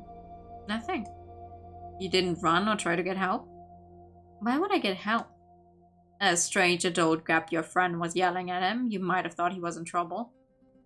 I didn't know she grabbed him. I mean, not then. I didn't hear any yelling. The door was probably closed and I wasn't looking. You weren't paying attention. You weren't watching what was happening? Not really. I was just waiting for Eddie. So you weren't expecting any trouble? I frown at Diane. Don't feed him an excuse. Of course I wasn't. I think I see what Diane's getting at. That if he'd been intending to grab stolen items and run, like Miss Wilcox said, he would have been on edge, watching for Eduardo to get to the door and pass over whatever he'd taken. But his answers don't prove that he wasn't, especially not if she leads him to it. And he's a kid, not a hardened professional. His attention wandering doesn't prove his intentions. If they were planning to steal, it would have been smart to run as soon as his partner got caught, so that the shop owner couldn't catch him too. On the other hand, he might have stayed out of simple loyalty to his friend. They're obviously trying to protect each other. You don't like Miss Wilcox, do you? Who? The woman who runs the Lucky Penny. Oh, I didn't know her name. But you think she's a racist, right? You resent her for causing trouble for your friend? You wouldn't mind if she had some bad luck? I've never been back to that store. Why would I go there? She might call the cops on me. I obviously did not rob that store, officer. Robbery again. Eduardo must have warned his friend about what questions I might ask. If I want to get useful new information out of him, I need to ask him something he isn't expecting. Something he isn't expecting. Who do you know that's into witchcraft? What? Curses, spells, black magic. There's always gossip in any school, even Catholic schools. Probably especially Catholic schools. Who have you heard of that might be involved in things like that? He scratches his head. I don't know anyone who worships Satan. I wait, giving him enough space to make him feel like he needs to fill in the silence. I did hear that a couple of girls got their books taken away by their parents and burned to get the devil out. An anti-witchcraft fire. It's probably the wrong direction, but I'm curious. Do you know what girls and what books? Anne and Mary Spears. They're twins. I heard they used to read fantasy novels, you know, elves and dragons and stuff. And one of them had this cover of a chick with truly righteous boobs. No offense, officer. I respect women for more than outward appearances. Oh my gosh. That sounds harmless enough. I need to get the subject over to nature. Do you now? Do you like climbing trees, Alex? I guess. I haven't really done that for years. Ever do any gardening? No, I mowed a lawn. How about wood carving? Never got past the safety badge. Aha! This boy's some scout training. Ever camp out? Sure. So you know how to set a tent, build a campfire? Yeah, why? You and Eduardo ever go camping together? Nah, he hates that stuff. Of course, if the boys were working together, it wouldn't matter if Eduardo didn't know how to build a file on his own. Alex could have handled that for him. Nothing rules these boys out, but nothing really ties them to the case either. I don't have sound reason for anything beyond a friendly chat. We'll be in touch. Try to stay out of trouble. I always do, officer. He gives one last aw-shucks smile, then closes the door. Then and I head back to the car. She shakes her head as she settles her seatbelt over her shoulder. Can't believe people sometimes. You mean as G, Mr. Wilson act? No, burning books. In this day and age, with psychic hotlines and crystal pyramids everywhere you look, it's crazy that there are still Philistines who want to destroy harmless fantasy novels. Do you still read them? Yeah. Did I embarrass her? I wasn't implying. I mean, I do too when I have time. I never know what to expect when I meet someone as an adult that I knew as a teenager. Some are the same irresponsible screw-ups that they always were. Some have been so buried under minimum wage jobs and hard drinking I can't even recognize them. And some are dead. I assumed before that Diane had left her old interests behind to keep up with the Joneses. And now... Can I... Hey... We speak at almost the same moment. Go on. I was just going to say it's been a long day. I need to get home and take care of Timmy. And looking for information on that sigil from this morning. And read that comic, I guess. Oh, you don't have to...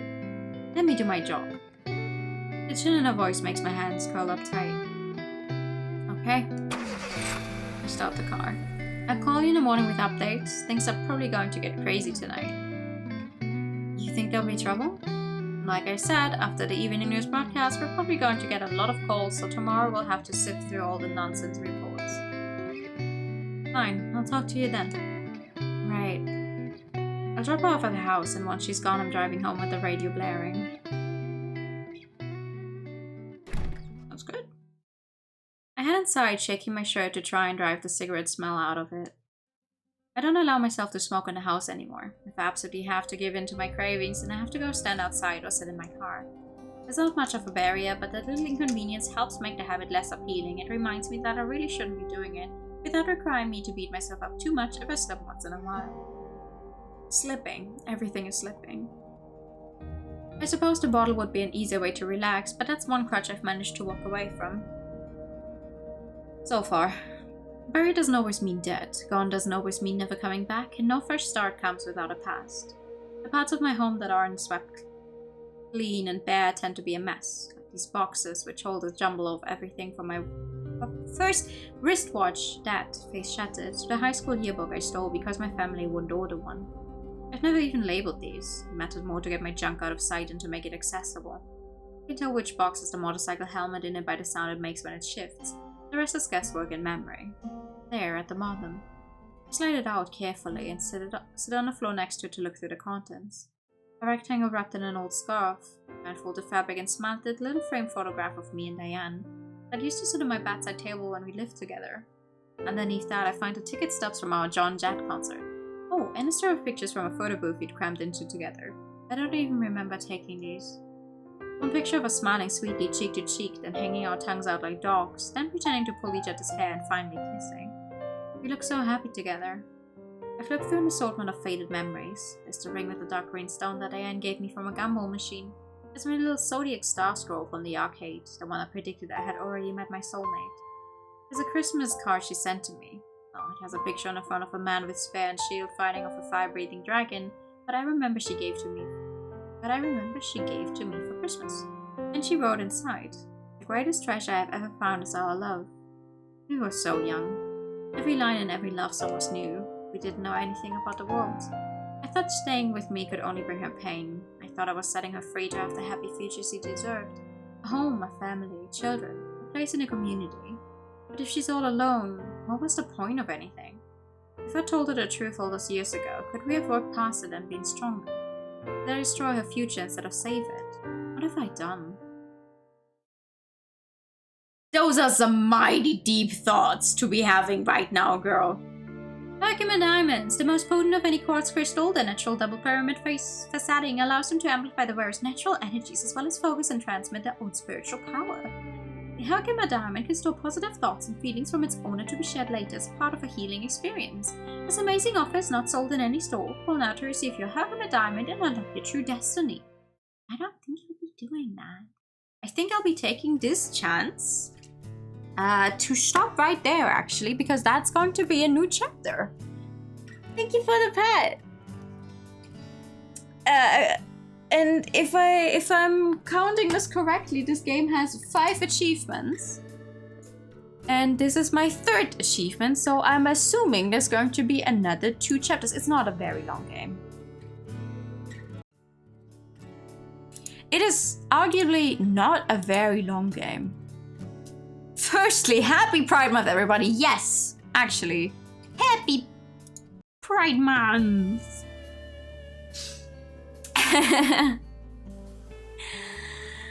I am still taking game suggestions, by the way. I'm always taking game suggestions, but especially now. If you have any funky LGBT games I could play this month, especially to, you know, always give them to me. Thank you for the stream. Hope everyone has a fantastic evening. You too. Hold on. I like it. I wonder what the actual mystery is gonna be in the end, like who's behind it all. Because clearly we have some more characters to actually meet. I know for a fact that we're going to be meeting those twins that were just mentioned because they're on the store page. There's a screenshot where they are shown on the store page, so I'm like, that's gonna come around. Thank you for the next stream. No, thank you for coming. Right, the art style is really nice. Also, Room, this game is made by the same person who made Long Live the Queen, Hanako Games. If you've ever heard of their games before. Granted, I've only played Long Live the Queen. I haven't played any of the other games, but yeah. Yeah, it's Hanako Games. This the same person, which is really cool. Time to add something else to the wishlist. But yeah, that's gonna be it for tonight. We're gonna play Tia Sophie tomorrow, and I'm hoping I can finish it actually. We're gonna try and see if we can get some of the friendship events out there, and then beat up the final boss tomorrow, and then be done with the game. And then Saturday it's gonna be more twavy, and we're gonna continue this game on Sunday, and also like hopefully finish it actually, and then we're gonna do something else. Gonna see about that though. For now, that is gonna be it. I'm gonna send you over to Kato, who is playing Dredge right now, which is a game that I would never play for myself because it features fish. It's about being out at sea, and it is some horror-ish stuff is happening there, so I'm like, that's definitely not for me, but to play myself, but I enjoy watching other people. Do I hate fishing? No, I can't handle fish. Seeing them, smelling them, tasting them, no. Fish, not for me. Thank you for the pet. Yeah, me and fish were not good friends. No, not at all. Yeah, have a good night, everyone. Any Lovecraft's? Yeah, depends. It depends on how realistic it looks most of the time. But yeah, me and fish, we don't get along well. You're Pisces. My rising sign is also Pisces. Oh yeah, have a good night, everyone. Thank you so much for coming by. I see you very, very soon. Night. And bye-bye. Bye-bye.